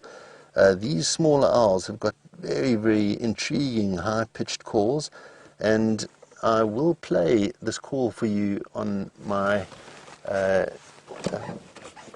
don't actually have my iPad with me, but suffice to say that if you were to Google the call of a barred owlet, I'm sure there will be a good recording of it. Otherwise, alternatively, we can play it for you in a catch-up session tomorrow, perhaps. But thank you for the question, and I'll become suitably prepared. So, what an incredible privilege to have enjoyed this owl, and thanks to Steph for spotting it so brilliantly. I'm going to leave it before we disturb it and hand you over to Brent, who I believe might have some lions, or at least some evidence of lions, and yeah, we'll carry on in our pursuit of what else is out here. Thank you so much.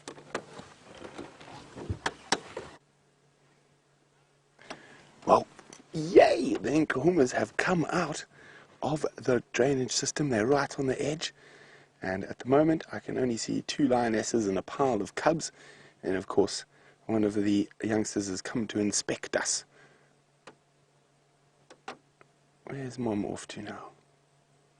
I think there could be another lioness lying in the shade down there, or she might just be tired of suckling. Now hopefully they might head towards the Gallagher waterhole.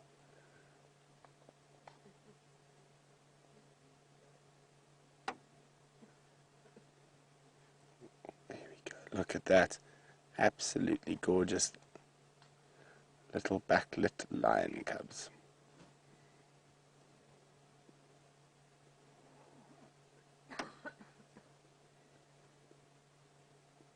So she could have just got really hot where she was and just moving spots.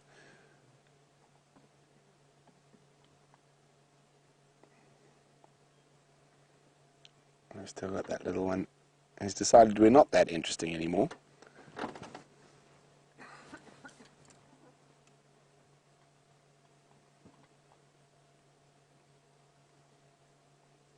Oh. So you can just see a leg up in the air over there as she's hiding from the heat, and then a couple of cubs there, but oh, all the little ones have come out of the thicket with that other lioness now. They're all greeting her. It looks like they might start suckling.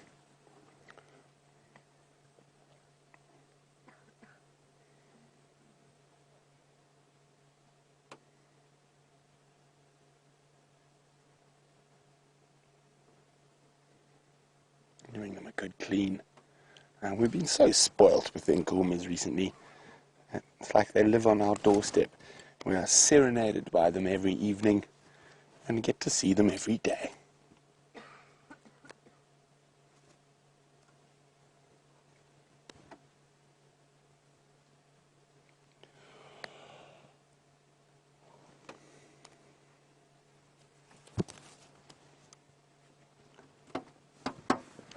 Try reposition slightly. See if we can roll forward a little bit.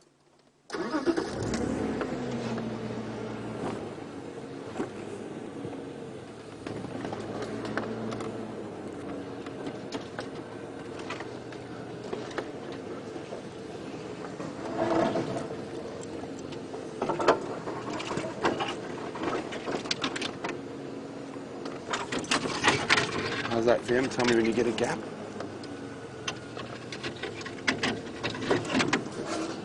little bit more. Hopefully we don't fall in the hole. There we go.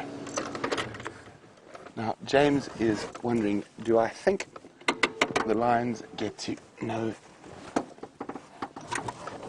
the sound of our voices, or is it like the smell and sound of the cars?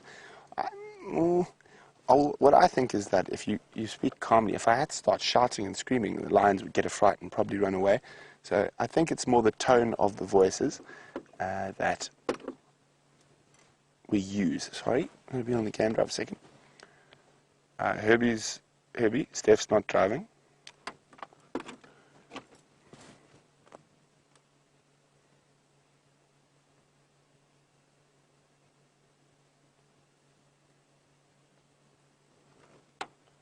Look at that.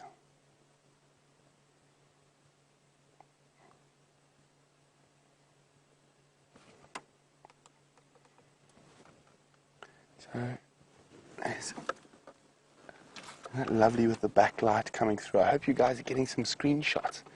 And remember to share your screenshots with us. Pop them on our Facebook page or pop them on Twitter with the hashtag Safari Live. Although I think all of us have probably got hundreds of shots of little lion cubs at the moment. But it has been absolutely wonderful. Here we go. Those other little ones have started suckling.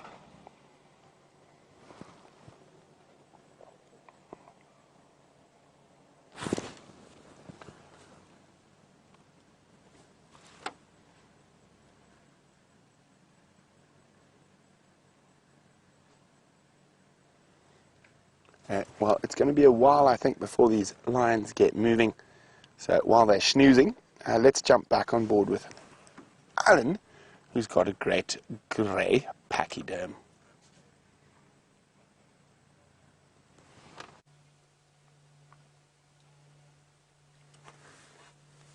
And a great grey pachyderm it is. In fact, a number of large pachyderms.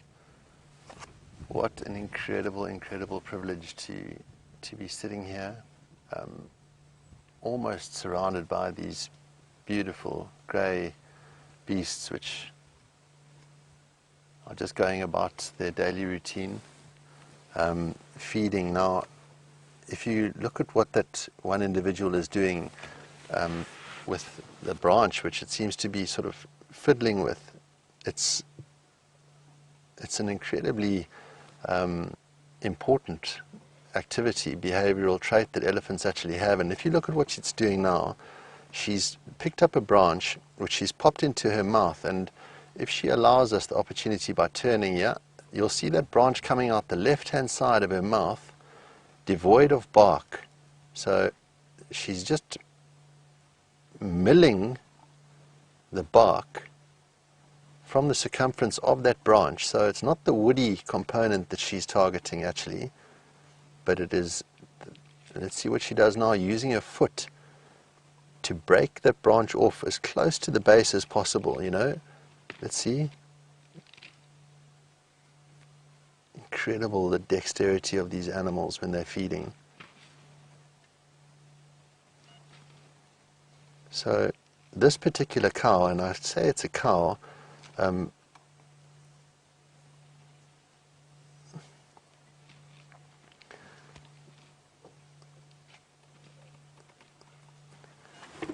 Hi, good afternoon, Gracie, aged 9. Well, you asked me which my favorite animal is, and Gracie, yours being hippo and elephant, mine is absolutely and undoubtedly this species that we're looking at right now, the elephant.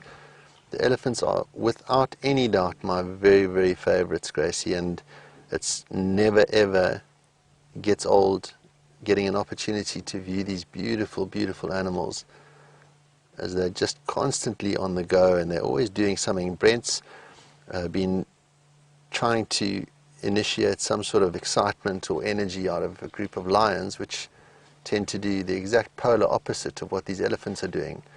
80% of their day is spent sleeping. These beautiful giants are 80% of their day is spent active and feeding and just enthralling in their ability to make something out of what appears to be a very, very tough environment to feed such a massive girth.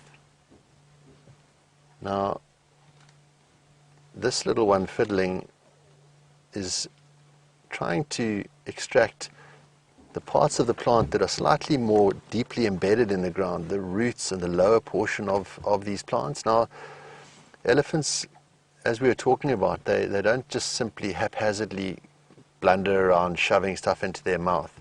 They will target particular parts of plants at different times of the year. And at this time of the year, when most of the plants, as we've seen, tended to have dropped their leaves onto the ground, they're in a kind of a latent state, and a lot of the nutrients which these elephants are seeking are stored in the reserves underneath the ground, in the roots, and there are very few animals that are able to extract those available resources better than an elephant is. So you'll find that this time of the year there does appear to be a fair amount of destruction from these animals as they use their trunks and their feet and their tusks and their mammoth size to break and uproot plants. But you know, it's all part of a greater scheme, and a very, very important component of these ecosystems. So it's just an absolute privilege and pleasure to watch the way that they will explore what is their pantry with that dexterous trunk. You know, they don't tend to look directly down the trunk at all, in fact, but objects that are worthy of closer inspection are evaluated by touch and by smell. So it's an incredibly sensory appendage, and one which performs a vital function to these giants. I'm going to move slightly forward so that we can get a little bit of a more encompassing view of them as they gently feed away from us.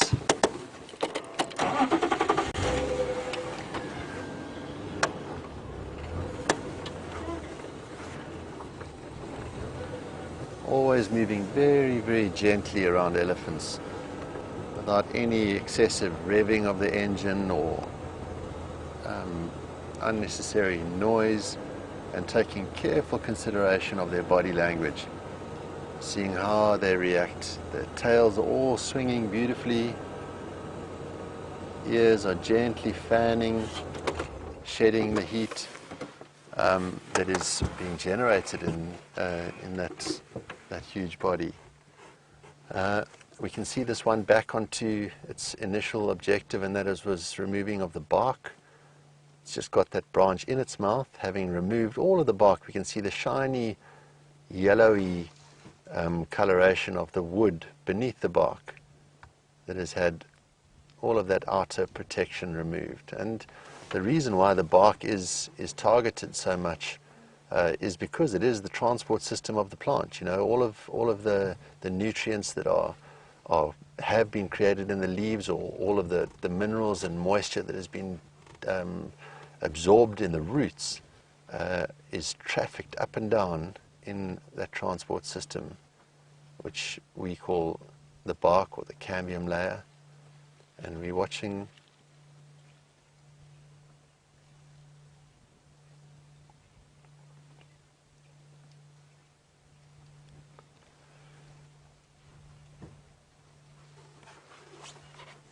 Khalil, and a great welcome to Safari Live.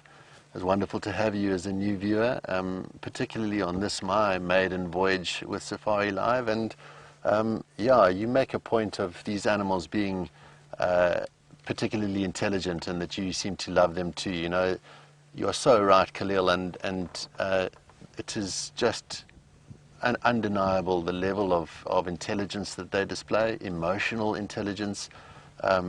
And they are really, really wonderful animals to view in the bush, particularly as a result of this intense intelligence that we can kind of almost anthropomorphize. You know, there's a lot of elephant behavior that we can make sense of, the way that they are tactile with one another, the gentleness, their emotional states, which is quite perceivable for a human being without even being threatened of steering over that void of attributing undue human emotions onto animals.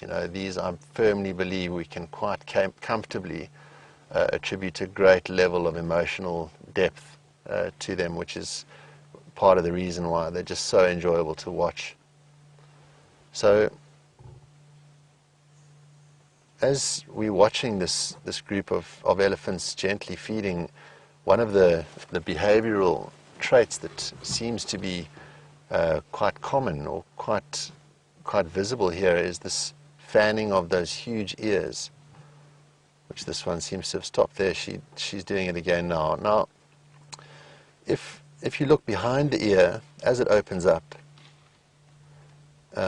you will see a rich network of thick blood vessels, thick swollen blood vessels, and those perform the vital function of shedding heat.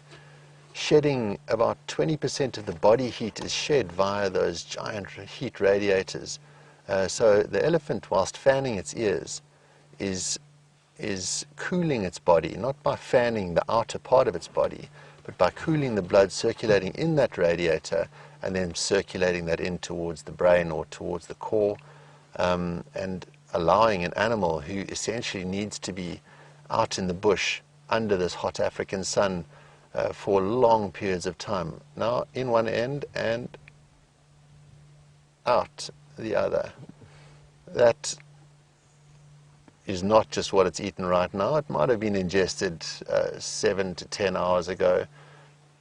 But yeah, we will at some stage shortly be able to investigate the roughage content in these giant boluses that result from the terminal area of the alimentary canal, and it's the result of all of these bits and pieces that the elephants are feeding on, and only being really roughly digested and being deposited around, and then allowing. I've seen a number of animals, particularly during these environmentally challenging times, actually coming to feed on the elephant dung. Things like zebra, for example, may very well walk up to a pile of fresh elephant dung, and not only has it got a reservoir of available nutrition for the zebra or other elephant to feed upon, but it also has moisture. Moisture, if you can get moisture from the food that you eat, it means you don't have to travel to find it at a dam where everyone else is going to. So animals try wherever possible to be as water independent as they can. And yeah, these elephants are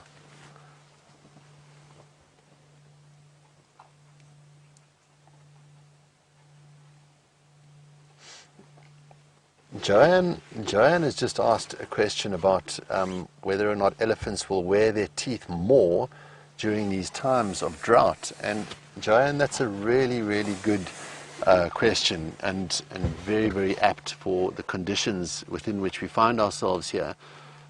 We've just seen an elephant feeding on rough, hard wood, a woody component. And as Joanne might be alluding to, is the fact that elephants' lifespans are determined by the wear and tear of their molar teeth, these cheek teeth that they have, one in each quarter of their mouth, so one in the top quarter, one in the bottom quarter, top quarter and bottom quarter. And they will have 6 sets of these 4 molars throughout their life cycle. So as one set is worn flat, the next set tracks forward, and so on and so forth, until such time as the 6th set has erupted and is worn flat.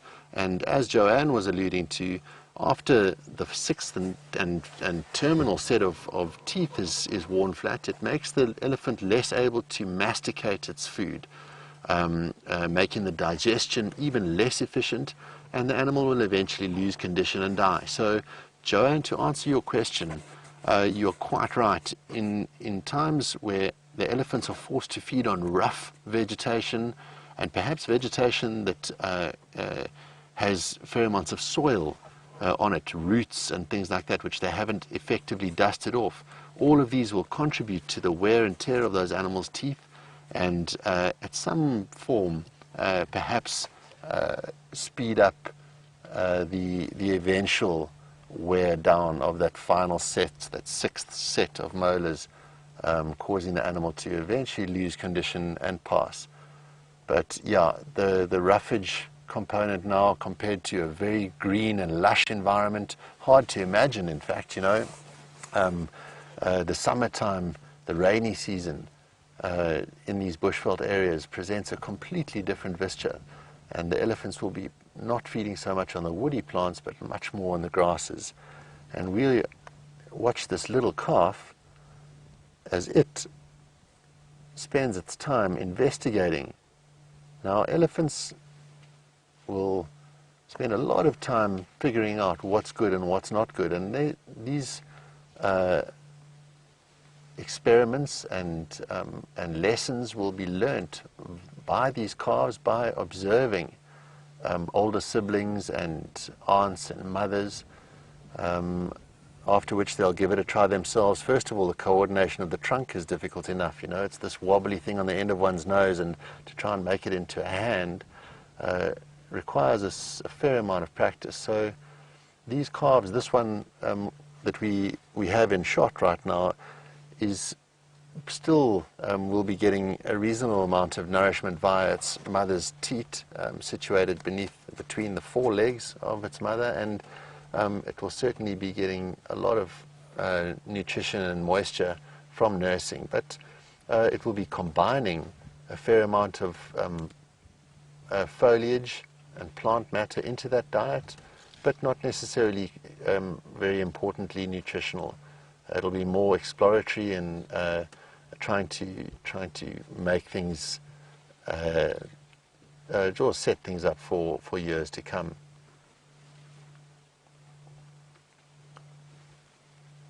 See how it's probing around with its trunk.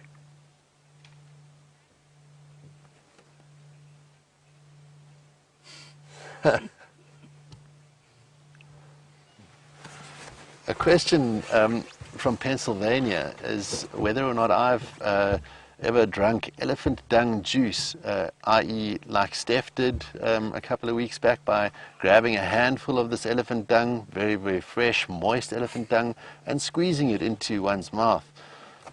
You know, Steph and I look very, very similar to one another, and we've spent an enormous amount of great fun times in the bush together, but I've left those kinds of activities to Steph, and I've reveled in watching him grimace and bend and buckle as a result of when the camera is off him.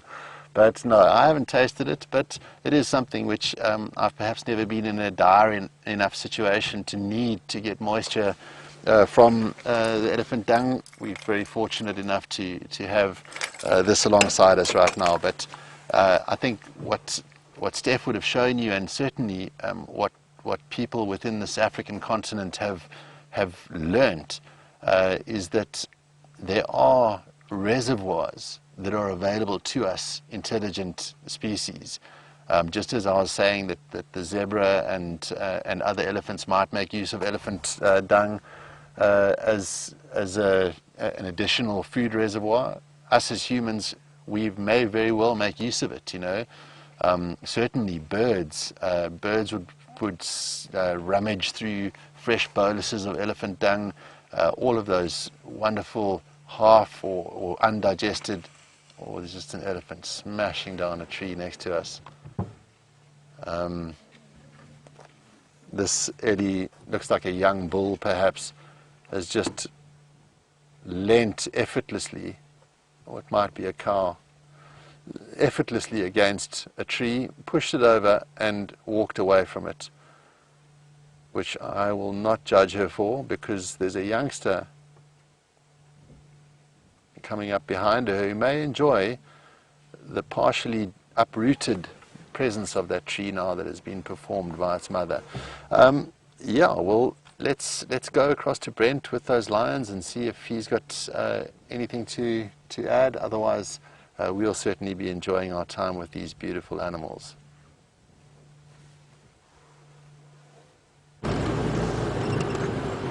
And so we had to leave the lines. There's some other vehicles coming in, so we're going to give them a chance.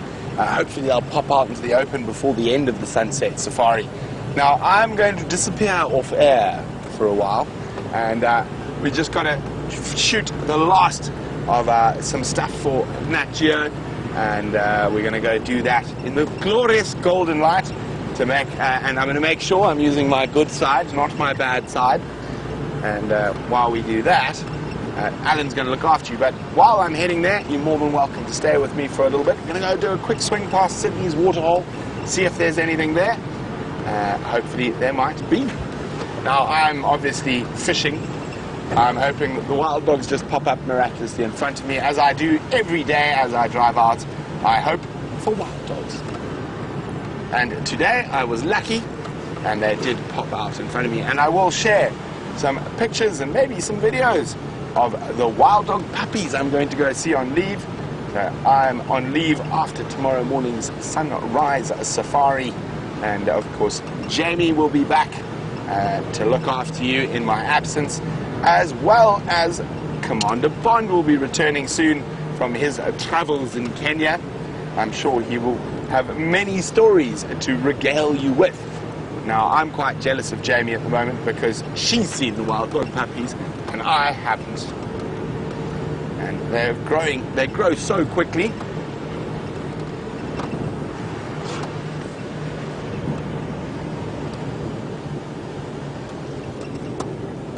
Well done to Cluck, who got the wild dog quiz correct. Indeed, the largest free-roaming population of wild dogs in Africa is the massive and beautiful Selous Game Reserve in southern Tanzania. I thought it was a jackal, it was a stick. And it is a massive 5.2 million hectares.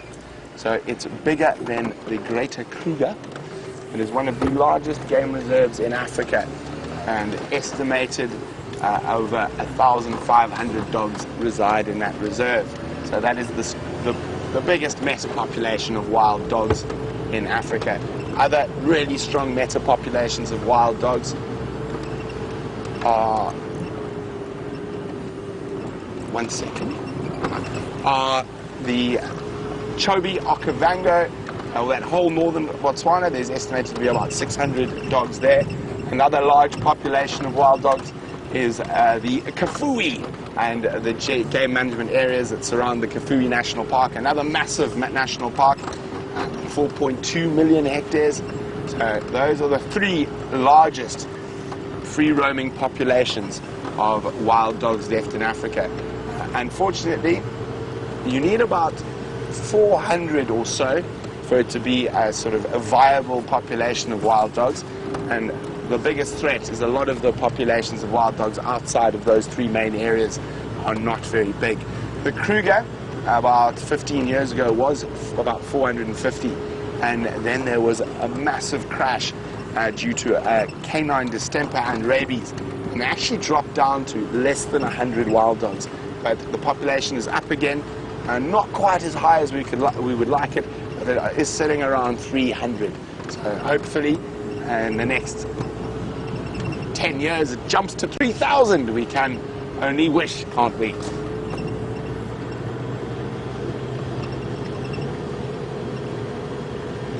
So while I go fluff my hair, put my makeup on, and let VM do my behind the scenes shots, let's go back to Alan and the wonderful elephants.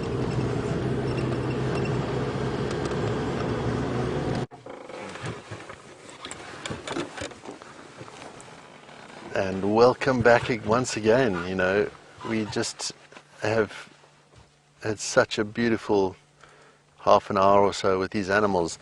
Now, they just really haven't moved more than a few meters. They seem to have found an area which has provided them with good enough forage for them not to need to walk too far.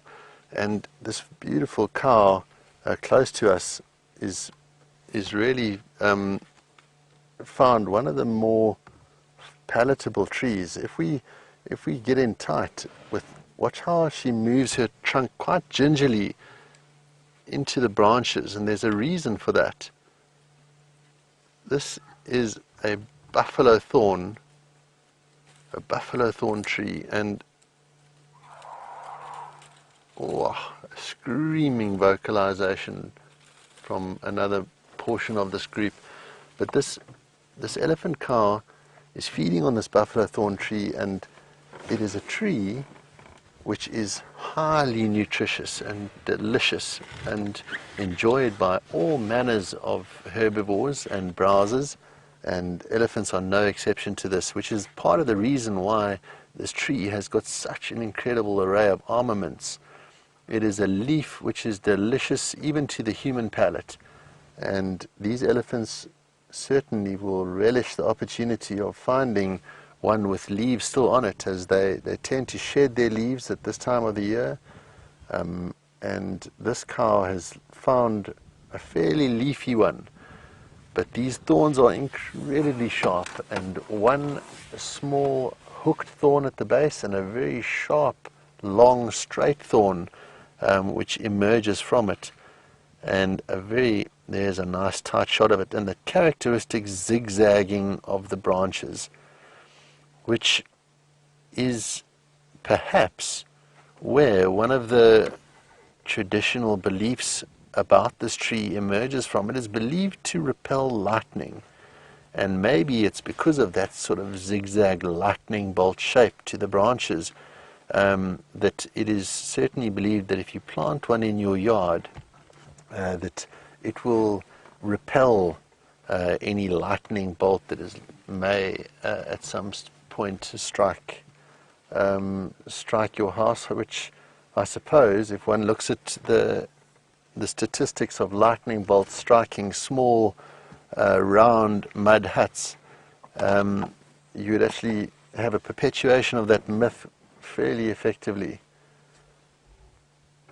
Let's watch as she reaches up to try and get another trunkful.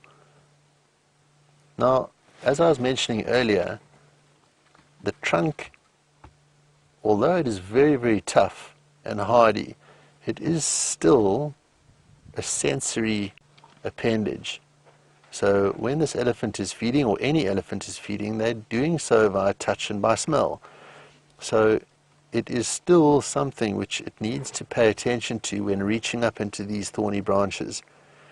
So they will sometimes carefully break off a branch and then denature those woody thorns by sometimes standing on them or stripping them. And there's an ellie who is found some roots, and a little calf who is fiddling about with no real nutritional function.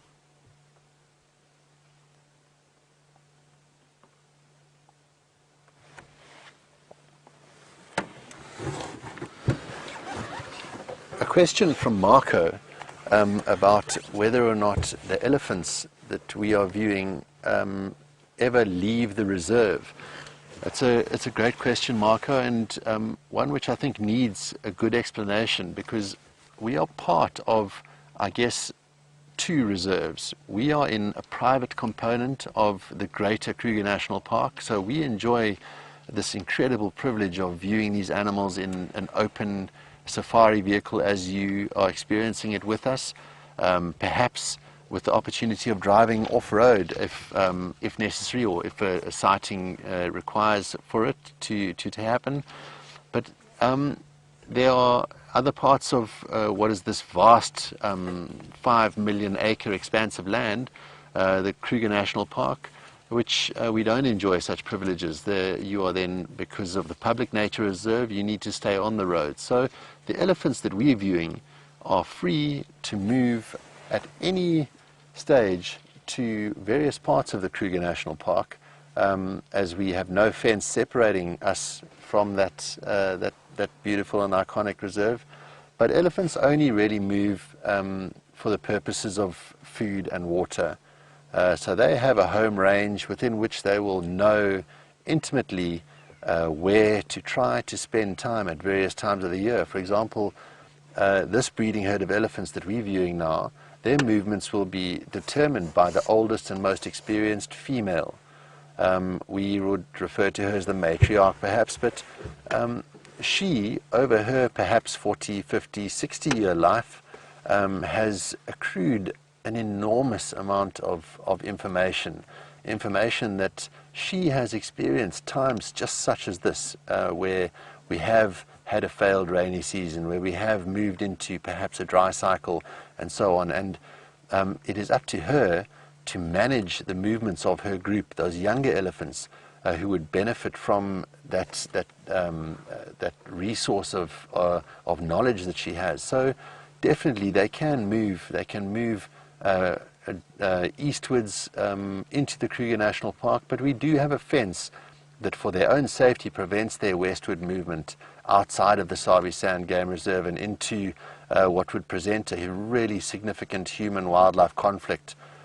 In South Africa, we certainly have found that for the benefit of our native wildlife, we try to separate the wildlife areas and the areas which are exclusive to wildlife, and the areas where humans tend to be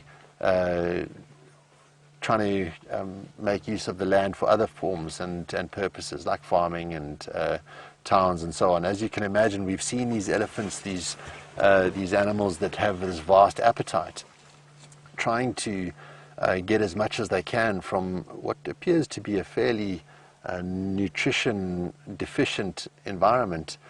If one were to find this group of elephants moving into a field of maize or an orchard of mangoes or bananas that are very, very common outside of this game reserve, and certainly further to the west of where we are here, they would do an enormous amount of damage and become incredibly unpopular. So henceforth there are fences which would restrict and aim to prevent that movement. But having said all of that, they do have upward of 5 million acres of expanse within which they are able to move. Not even a micro element of which will be exposed or explored by this group of elephants, simply because they don't need to. They will explore a home range that is determined by their available resources, that of food and that of water, and yeah, they will then perhaps only move to areas that they don't know if the conditions absolutely determine it.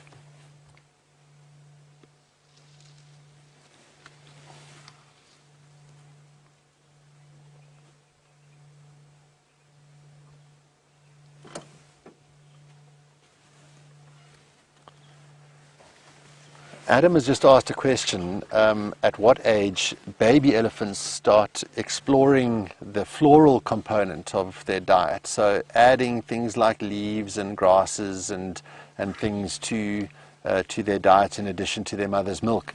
Adam, it's a good question, and I think that it is one which we could perhaps apply a month mark of round about sort of 2, perhaps 3 months of age, where there will be initial exploration of grasses for more than just a fun element. They will actually try and put things in their mouth by mirroring what their mother's doing. Like, for example, this cow that's feeding on that root which she's got in her mouth and she's manipulating with her trunk.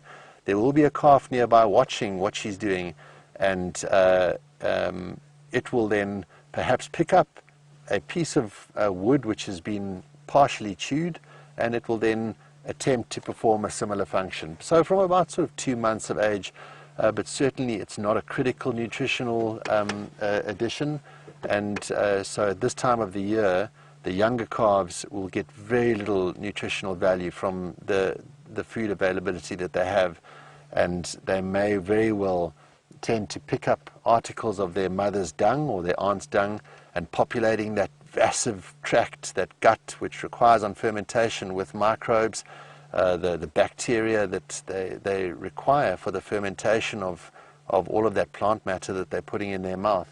They don't inherently have it, and they need to populate their gut with it, so they'll achieve that population by feeding on these dung boluses that we got to see a little bit earlier on. formulating what would then become the cavity capable of processing these vast quantities of cellulose.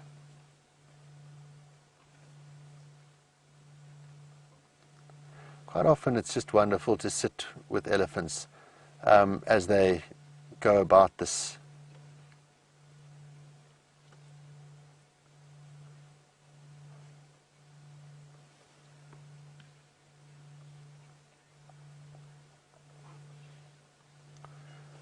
Wendy has just sent a question, or perhaps not a question, a statement, that the closest relative to the elephant is a small rodent-looking creature called a hyrax or dassie. It's a small bundle of fur, probably about this sort of size, and you're quite right, Wendy, it is the closest known relative to the elephant. It shares common traits, physiological traits to elephants, as we saw with these elephants here, with those forward pointing incisors, which we call tusks. A hyrax has also got modified incisors, which don't point forward, but they are certainly modified for feeding. Internal testes, a vascular recurved penis. All of these are features which taxonomists have discovered are traits which are shared exclusively by these two species. Now, to say what the original relative is of, or the predecessor to these two completely contrasting looking relatives is very hard to say. It has not been determined in any very effective or accurate way, but it is quite possible that we are looking at an animal that has evolved, an elephant, from perhaps what might be both of whom resembled something more similar to a hyrax. You know, hyraxes are a small furry mammal, and an elephant is unlike any other species or creature on the planet right now. So there's a strong chance that an elephant would have radiated away in a divergent fashion from what might have been a more typical formed creature, a hyrax-like relative that is eventually spurned something which is resembling these giant monoliths that we look at and we enjoy feeding right next to us here.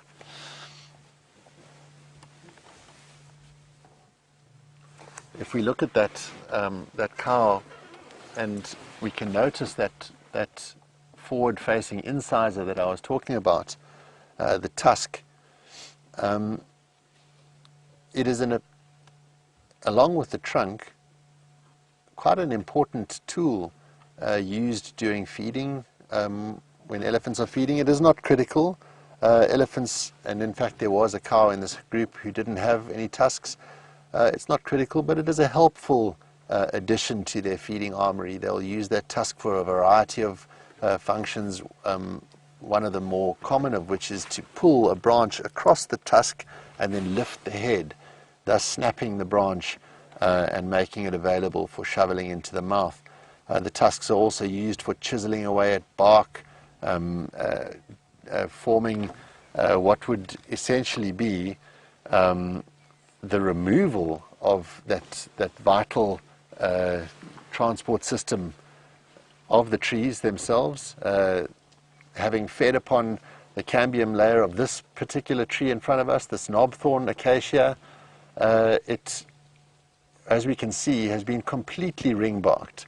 All of the bark has been removed from the entire circumference of this tree, which renders the tree unable to perform its vital functions, that of communicating between the leaves and the roots, and the roots and the leaves. So it will unfortunately be the end of that particular tree, and that is from the use of those tusks.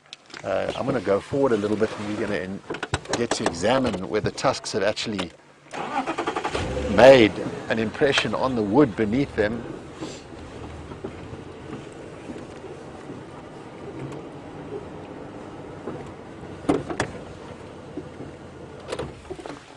So in that partially unmuddied section of the tree, on the right-hand side of the tree, there is right there, a small scar which is going off from 2 o'clock until 7 o'clock.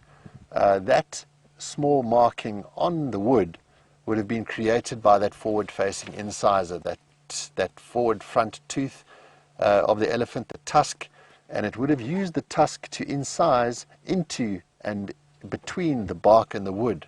Once that incision has been made, the trunk is then employed to strip vast strips of the bark from the tree, which are then dropped onto the floor. So, funny enough,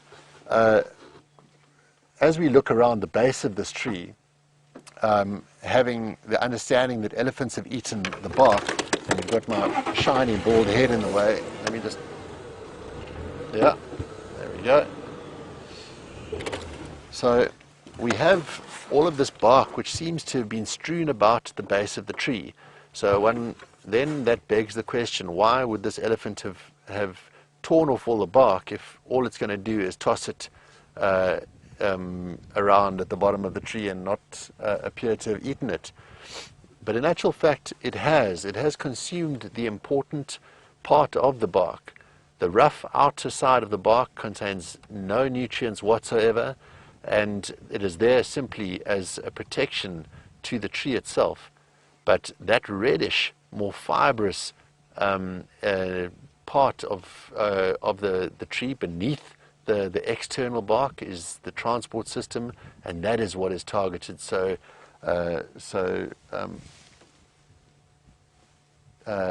exclusively by elephants. So it does beg the question about this apparent wastefulness, perhaps, that we often find elephants as being labelled, their destructive nature, but it's not necessarily destructive at all. It's simply a utilization of a resource, and through the evolution of these animals, they have modified their diet on a number of levels, and it just seems that we seem to be in the era of their woody use, and as a result of that, we will notice the transformation of our woody environment.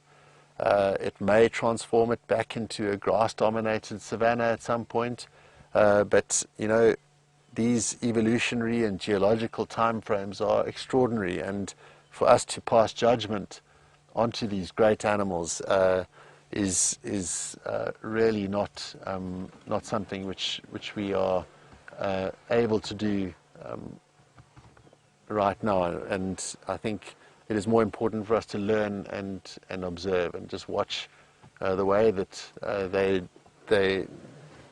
are able to get what they need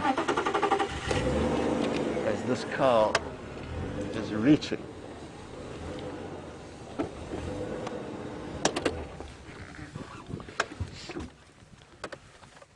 Laura has just asked the question as to why an elephant may not have tusks. Now, Laura, elephants' tusks are not only genetic, or the tusk length and size and nature is genetic, but also their diet can result, and a poor diet may result in the tusks becoming brittle and fragile and breaking in an activity like we were just talking about now, stripping the bark from a tree, perhaps fighting, perhaps digging in mud.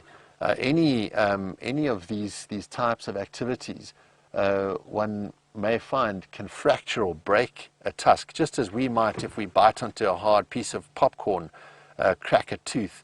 You can just imagine what these animals are subjecting their teeth to, and particularly those forward-facing teeth. So every now and again a tooth might break, and If the tooth breaks deep enough, it appears to be completely tuskless. But as I was saying earlier, it doesn't necessarily render the animal in any lesser competitive fashion. It will just simply adjust its diet not to include those parts. Watch as she used those tusks pushing downwards there in conjunction with the trunk, breaking off that branch. And now she's had enough. So she's now seemingly got left behind. The rest of the herd has just drifted gently away, and she's been feeding on this plant for a little bit longer. She's going to investigate the leftovers from the other individuals where their feeding had been focused, and see if she can find anything left. Otherwise she'll go and join up with the rest of the group. But yeah, so elephants will lose their tusks, and some are born without tusks. In fact, we have a game reserve in the southeastern parts of South Africa called Addo Elephant National Park, where the population has stemmed from a breeding nucleus of cows who had no tusks. So it was unable to link with any other elephant populations, which may have allowed for tusks to emerge within their progeny or the offspring. But because of its isolated nature, the Addo elephants, all of the cows in the Addo Elephant National Park are tuskless, so it's quite an intriguing thing to see any material that is used to advertise national parks. You can see these beautiful photographs of onward moving groups of elephant cows. They just happen to be very, very accommodating of vehicles as well, so really wonderful to view, but all lacking their tusks, and those will definitely be photographed in Addo. There are parts of Botswana where some of the elephants, because of certain nutritional deficiencies or deficiencies in the compounds that they are feeding upon, will result in those tusks becoming very fragile and breaking very easily.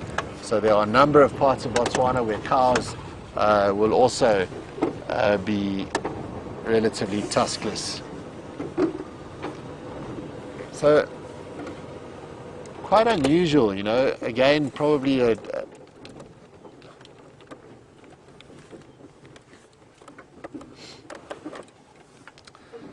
Liz has just asked me if I've had the privilege, and the privilege is definitely the right word, of guiding or working in some or other conservation fashion in other parts of Africa.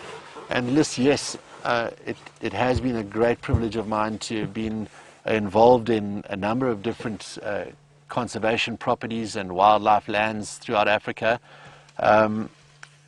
The East Africa being an area I've spent a lot of time, Tanzania, Kenya, Rwanda.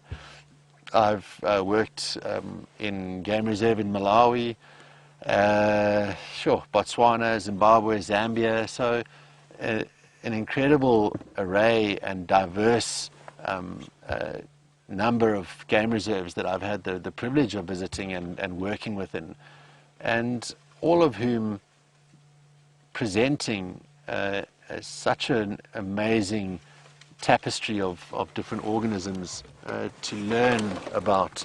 And just as we're watching this cow really getting stuck into the bush next to us, I'm going to move slightly further back,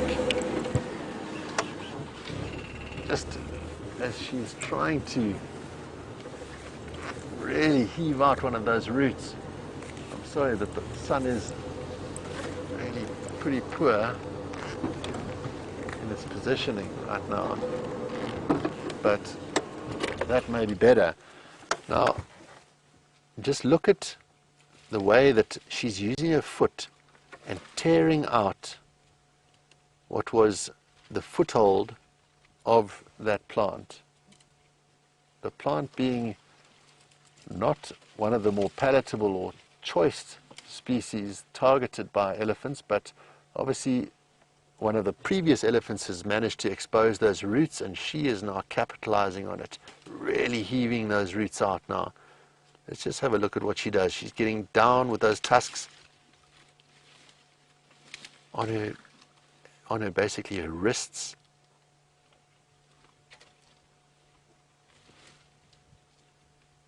This is just extraordinary.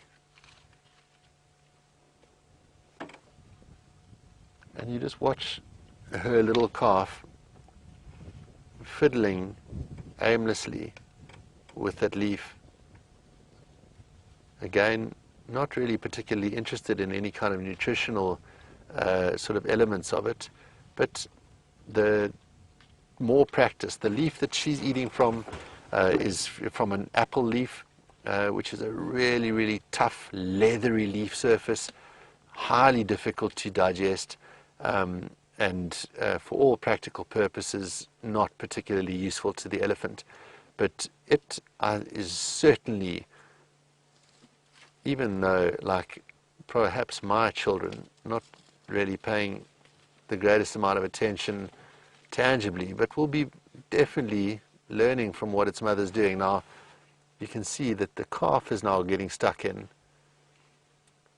and trying to break off or chew off, because it doesn't have a tusk with which to enhance its cutting ability of those little rootlets that are coming off. So she's rather feeding that little root straight into her mouth and hoping to be able to pull backwards and break it off. But like we were talking about before, all of this is soil encrusted forage. Elephants will rub the roots with their trunk and their feet to try and dislodge some of that soil, but certainly it will be an abrasive agent on the food article. And she, I think, has realized that, well, I tell you what, it's absolutely tangible how these look at her, she's just stripping the bark off of those roots now. How desperate these animals are for any form of nutrition, but they're still all looking in good condition. Their bodies are not showing excessive signs of skeletal emaciation. That backbone that we see that sticks out at the base of the tail is typical.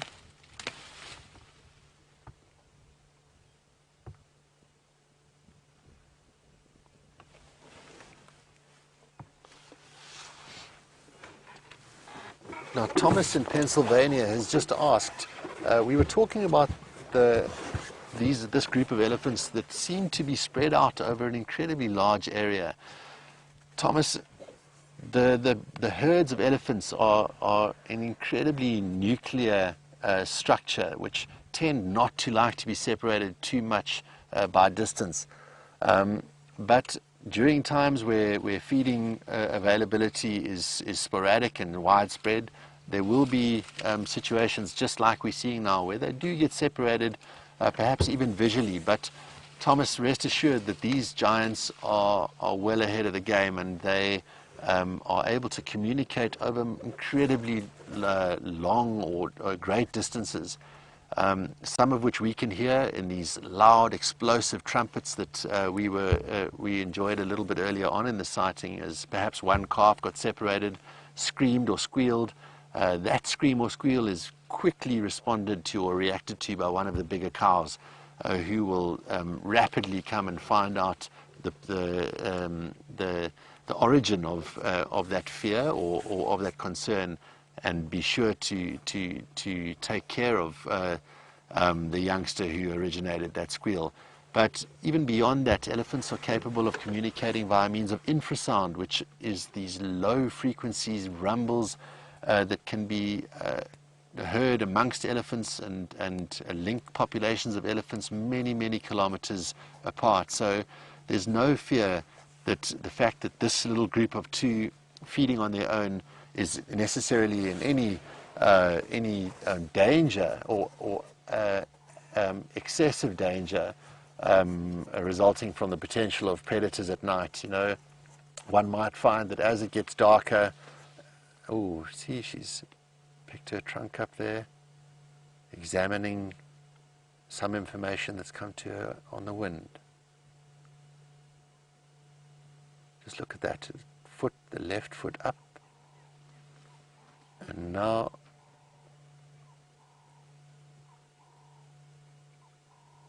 she looks to be set to join the rest of her group. Something has alerted her to something she's not quite comfortable with.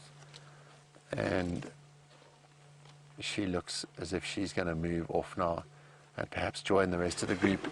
And given that she's going to do that, we will take the opportunity to move to a different part of the sighting perhaps, and give Brent a chance to see what is going on with the lions, or after he's been fluffing his hair, which might have taken some time, but the time that we've really spent wonderfully with these beautiful elephants.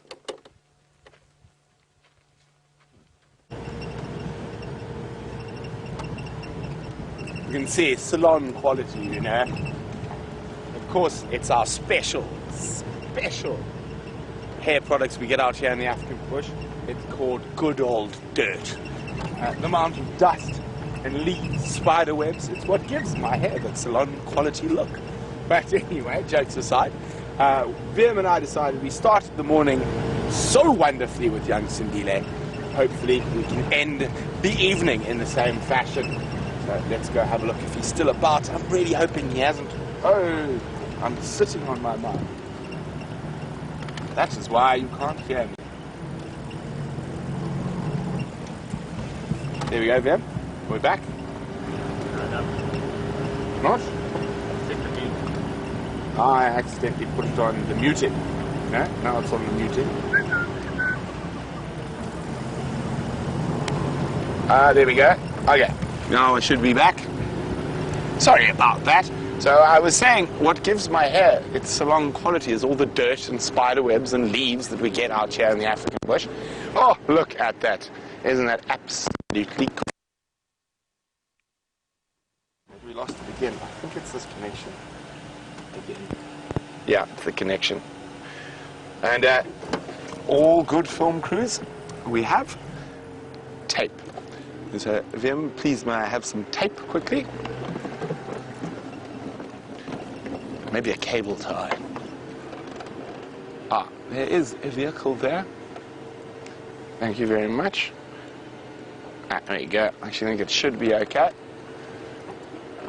And we're going to go join young Sindile in the sunset. It looks like he is still there. And I was hoping he hadn't moved off. And let's go have a look where he is. Now, the likelihood of him being here tomorrow morning is almost zero. That impala carcass is almost certainly done by now. Well, let's take the more sensible option. That looks a bit steep.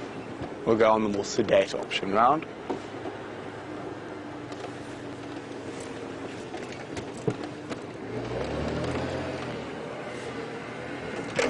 Oh, there we go. So it has been so absolutely incredible to catch up with this leopard. And if we do have any new viewers, he's got the most incredible story of any leopard that I've spent time with. About a year or so ago, he accidentally, on purpose, caught a dog that happened to be test positive for rabies. And he was then in quarantine where he was given anti-rabies meds, and he has then since been released back into the wild, which is incredible. He does have a tracking collar, so the scientists who gave him the meds can keep track on him.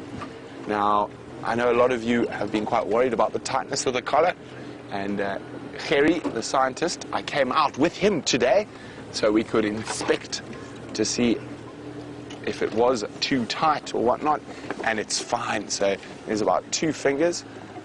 He is still got a little bit of meat, as I said. I don't think there's going to be much left by sunrise tomorrow. Hello, little man.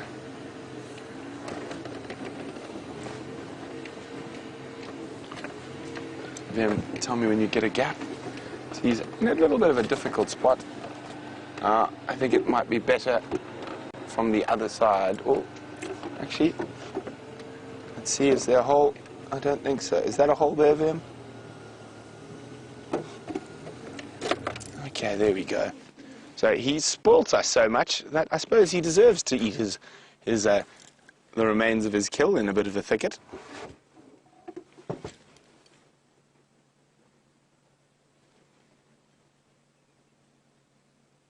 There must be very little left. And definitely not enough left for him to warrant keeping it in the tree, so he's brought it down.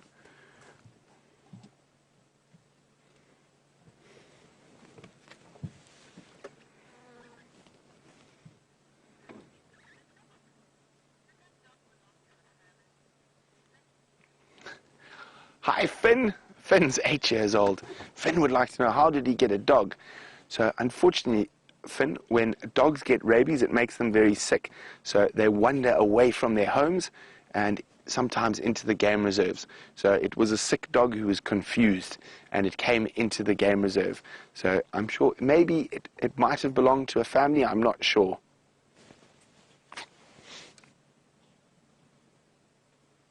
Now you see that black little part on the collar there, that is the drop-off mechanism.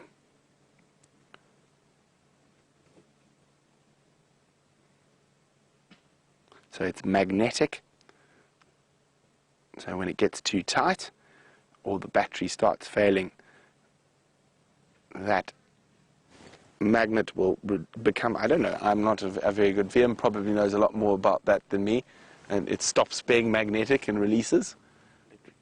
Electric magnet. Thank you, VM. As I said, VM probably knows a lot more about that stuff than me. VM is a very technical person.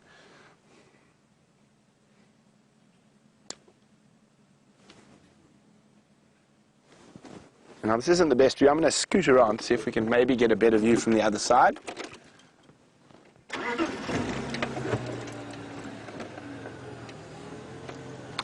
Bill's wondering, are leopards and jaguars in the same family? They most certainly are, Bill. So are lions. And there's another one. I'm trying to remember now. Tigers, thank you, tigers, yes. The biggest one, of course. So they're all members of the family Panthera. A leopard is Panthera pardus. A jaguar is Panthera onyx, if I remember correctly. And lions, Panthera leo. And I've forgotten the type, Panthera bengali, maybe. I think there's a different one. I might be wrong. Let's see if we can have a look through here, if there's a slightly better view. No, there's not. Oh, maybe there is. How's that, Vim? Yes, that's not too bad. Copy, thanks, F.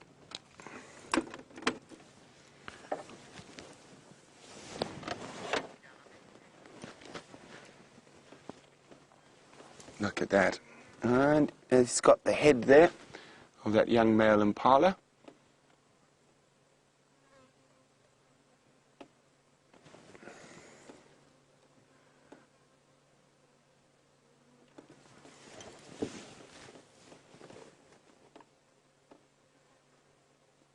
Now, you're going to hang around this time, young Sindile, or you are going to go wandering again? I think he's probably going to go wandering. From my chat today with Harry, it seems like his circles are getting larger and larger, and each time he stays a little bit longer away from his natal area. So eventually, he just might not come back. Now, strangely enough, on one of his last wanderings, he ended way down south around the Sabi River and actually went into the Kruger National Park around the park headquarters, Kakuza. But while he was on his wanderings, he went through a reserve called Sabi. And my little brother is a game ranger there. And my little brother got to see Sindile.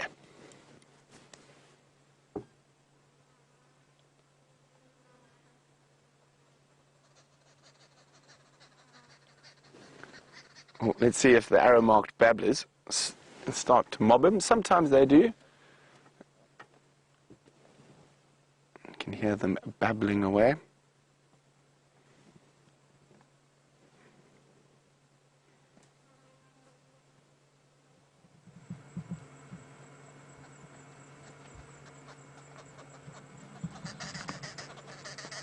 There we go. There's one for the birders and one for the big fivers.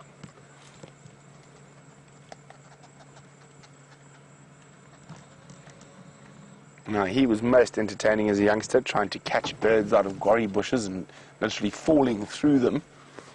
As you can see, his hunting skills are vastly improved, and he's become a very successful hunter. And we've seen him now on this young male impala, but the last kill I saw him in was an adult male.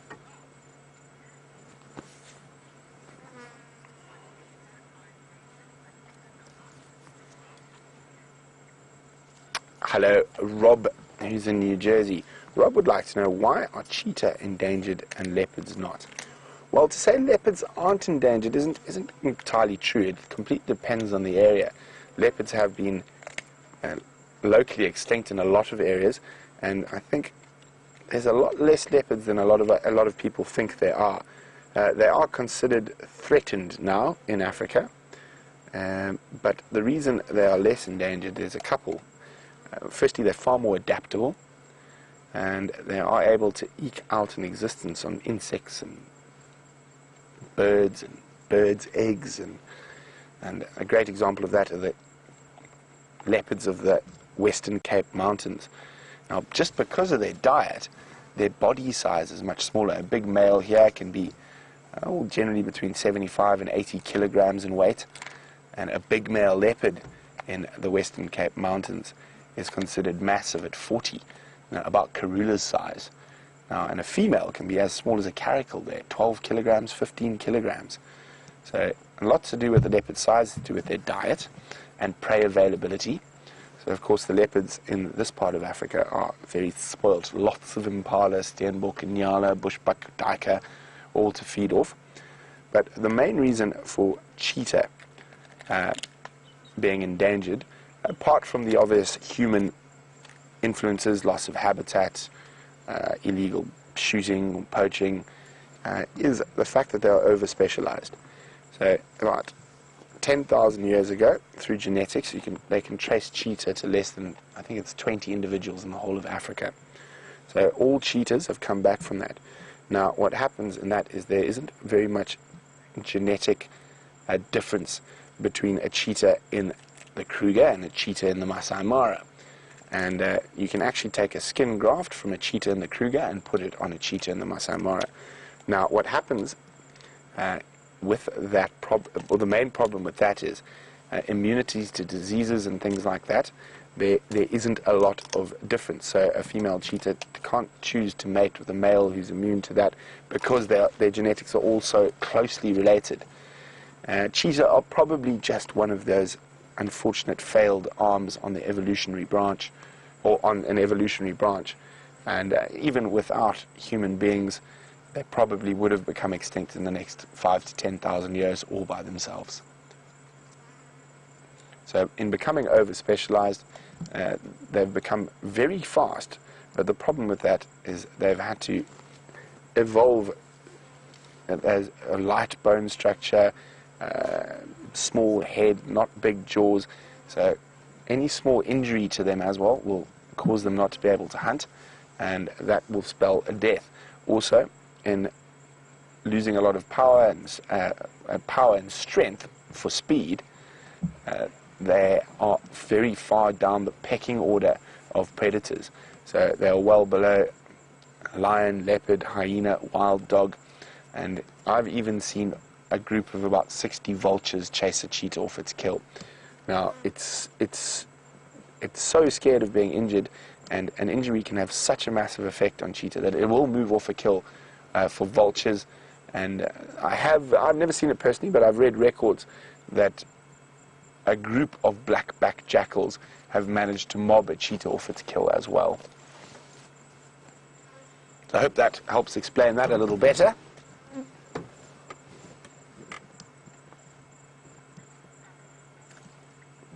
We're going to spend some time with the glorious young Sindile, because as I say, don't think he's going to be around in the morning. And we will certainly have a look. But while we enjoy our time here, Alan's found some more eddies.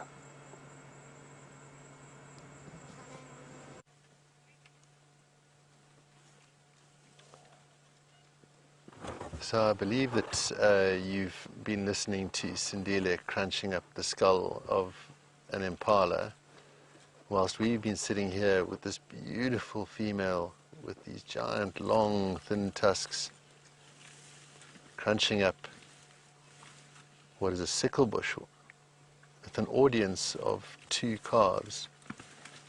And I think the crunching, the sounds that we've enjoyed and Brent's been enjoying and that you are hopefully all enjoying in the multitude of homes and destinations that you are right now, are such an important component of this ecosystem, and the experience, the safari experience overall. I had the amazing opportunity of guiding a blind man on a safari a couple of years ago, and it was this exact experience, these sounds,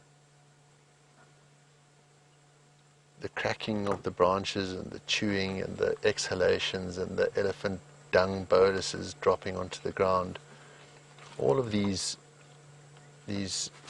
things that we take for granted, we are so visually orientated, and such an incredible part of nature is just by sitting and listening to it. And I learned a lot from that experience, and yeah, it certainly has been something which I've enjoyed a great deal, exploration subsequent to that. But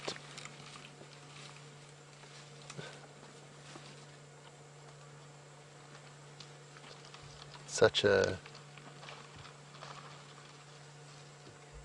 relaxing time of the day. The sun has just dropped off, and these elephants are gently feeding into the approaching darkness, and this particular cow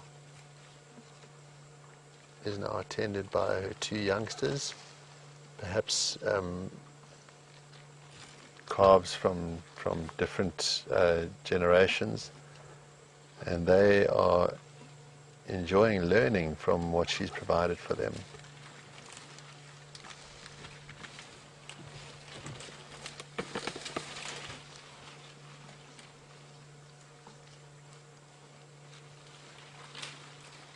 Immediately the youngster moves over.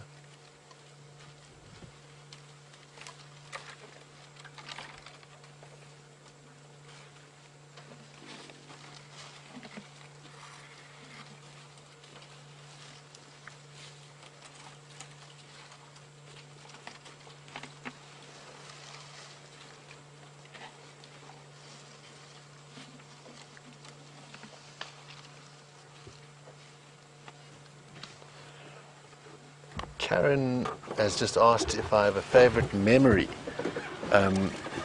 which a memory of some or other animal sighting that I've had. Karen, I'm trying to think if I can isolate one single example. I watched elephants giving birth, which was an experience that I've only seen once, and it was extraordinary. The level, the emotional level that was associated or attached to that particular instance. It was unbelievably memorable to have seen that. So that was bringing something into the world, and then kills of various descriptions. Sometimes they can be quite tough to watch, but yeah, at the same time they are nature in its most sort of raw form, I guess. So incredible depictions of strength, speed, survival skills. So those are, if we just listen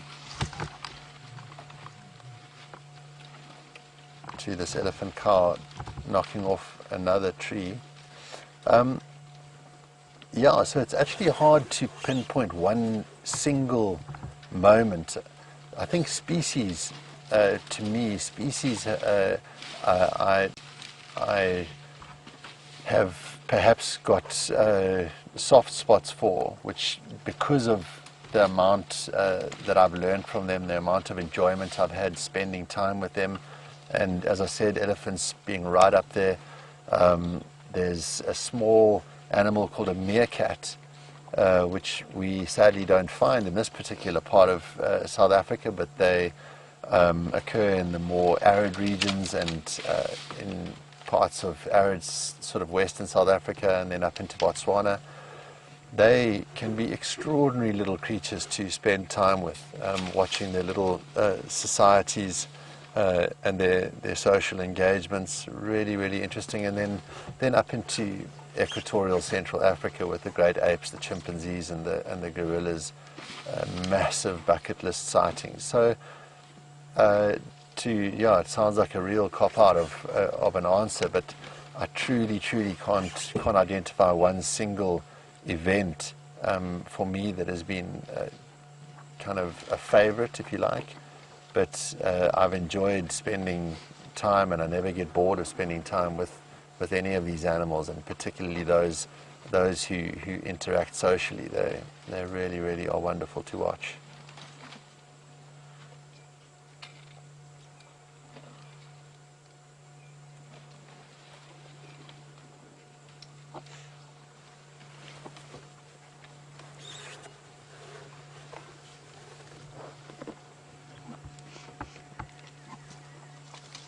So, as the sun sets in the west, I would just like to say thank you so much for affording me this opportunity to share this wonderful, wonderful piece of Africa with you. And it's been a great, great pleasure to have been able to impart some of what we've been able to see out here. And in closing, I wish you all a very, very good night, and I'm going to hand you over to Brent, who I think is going to do similarly with Sindile. And yeah, let's wait and see what tomorrow morning brings after the night and all of the creatures of the African bushveld get to go about their business. We'll see you sometime soon. Thank you. Bye-bye.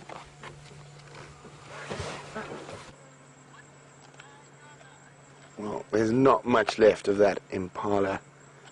He's busy getting into the brain cavity at the moment. Yum, yum, yum. Got to get your protein. And he has not wasted anything on this carcass. Even the little bits he's dropped out of the tree, he's gone to pick up and eat. Now, it's a tough world out there for a dispersal male leopard.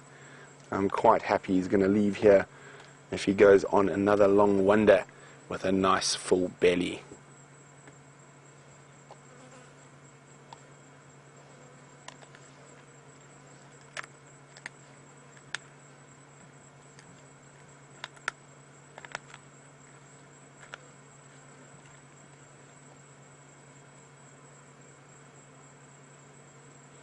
And I think he can thank the lions for the lack of hyenas to pester him, with the lions being very close by and being very vocal. I think only the bravest of hyenas would try venture into this area at the moment.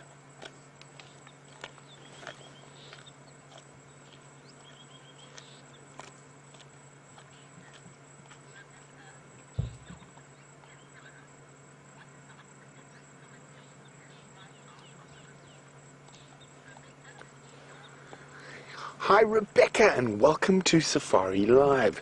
Rebecca is from the Big Apple, and Rebecca would like to know what stops this male leopard leaping and making Viam and myself his next meal. Well, Rebecca, with leopards in particular, human beings don't generally fall within their traditional sphere of food, but in this case he's actually grown up around vehicles and people, and we've tracked him on foot many times. I've actually had him follow me back to the car a couple of times. But while we're in a car, it smells of gasoline and oil, and it's only been around for about 100 years, so he doesn't have an instinctive response to it. Now, if we had to stand up and he could see the bipedal figure of man, he might get a bit nervous, and normally he would run away.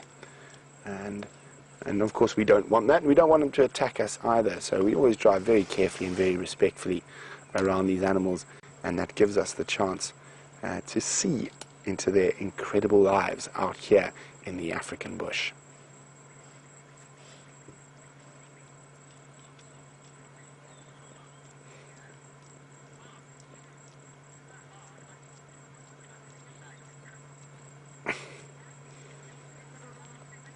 Well, Arcadia says, wow, Sindile's eating was so loud, I thought someone was opening a bag of crisps. Well, we do have the king of all snackers, and when it comes to cameraman on the vehicle today, which was VM, but he is not eating crisps. Oh, he forgot his snacks today. Oh, he's not looking happy. He must be very hungry. That's a good thing. We're making a big birthday dinner. Well, we're making a big dinner tonight, and we're going to have a little razzle-dazzle tonight. But don't worry, I will be with you on the sunrise safari, and before VM and I head off on our adventure.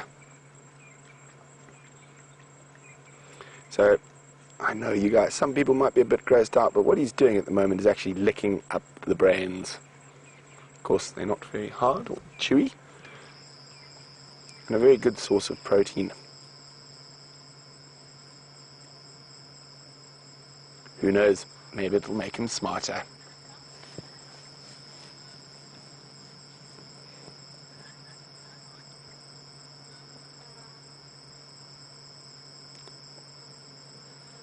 So as night begins to set here on Djuma Private Game Reserve, it has been absolutely splendid having you all with us.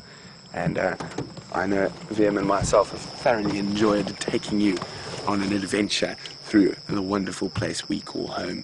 But it is coming to that time, the end of the safari. You can hear some of the insects starting to buzz. The light is dipping low. For those of the Djuma cam aficionados, keep an eye. Who knows, maybe the Nkuhumas or Birmingham or two will pop up on the pan, or even young Sindile. But I'm quite sure the lions will serenade us with a cacophony again tonight. And a very big thank you to all of you who are sending me birthday wishes. It's much appreciated. And I just want to take a second. I'm just going to listen to the incredible sounds. It's that in-between time before the nighttime animals take over. You can just hear some ibises, hardy-dars in the distance. But we're coming to the end, so I'm quite sure you'd much rather look at Sindile. So let's go back to him as he scoffs the last of that impala. And it's been so good to catch up with this young male. And in a few ways, it's going to be quite sad, because he's probably going to disperse into area. We won't see him again, but who knows? Maybe he'll come back for the occasional visit, or maybe we'll find him a few years down the road. But from all of us here at Safari Live, it's been a pleasure, and see you in the morning.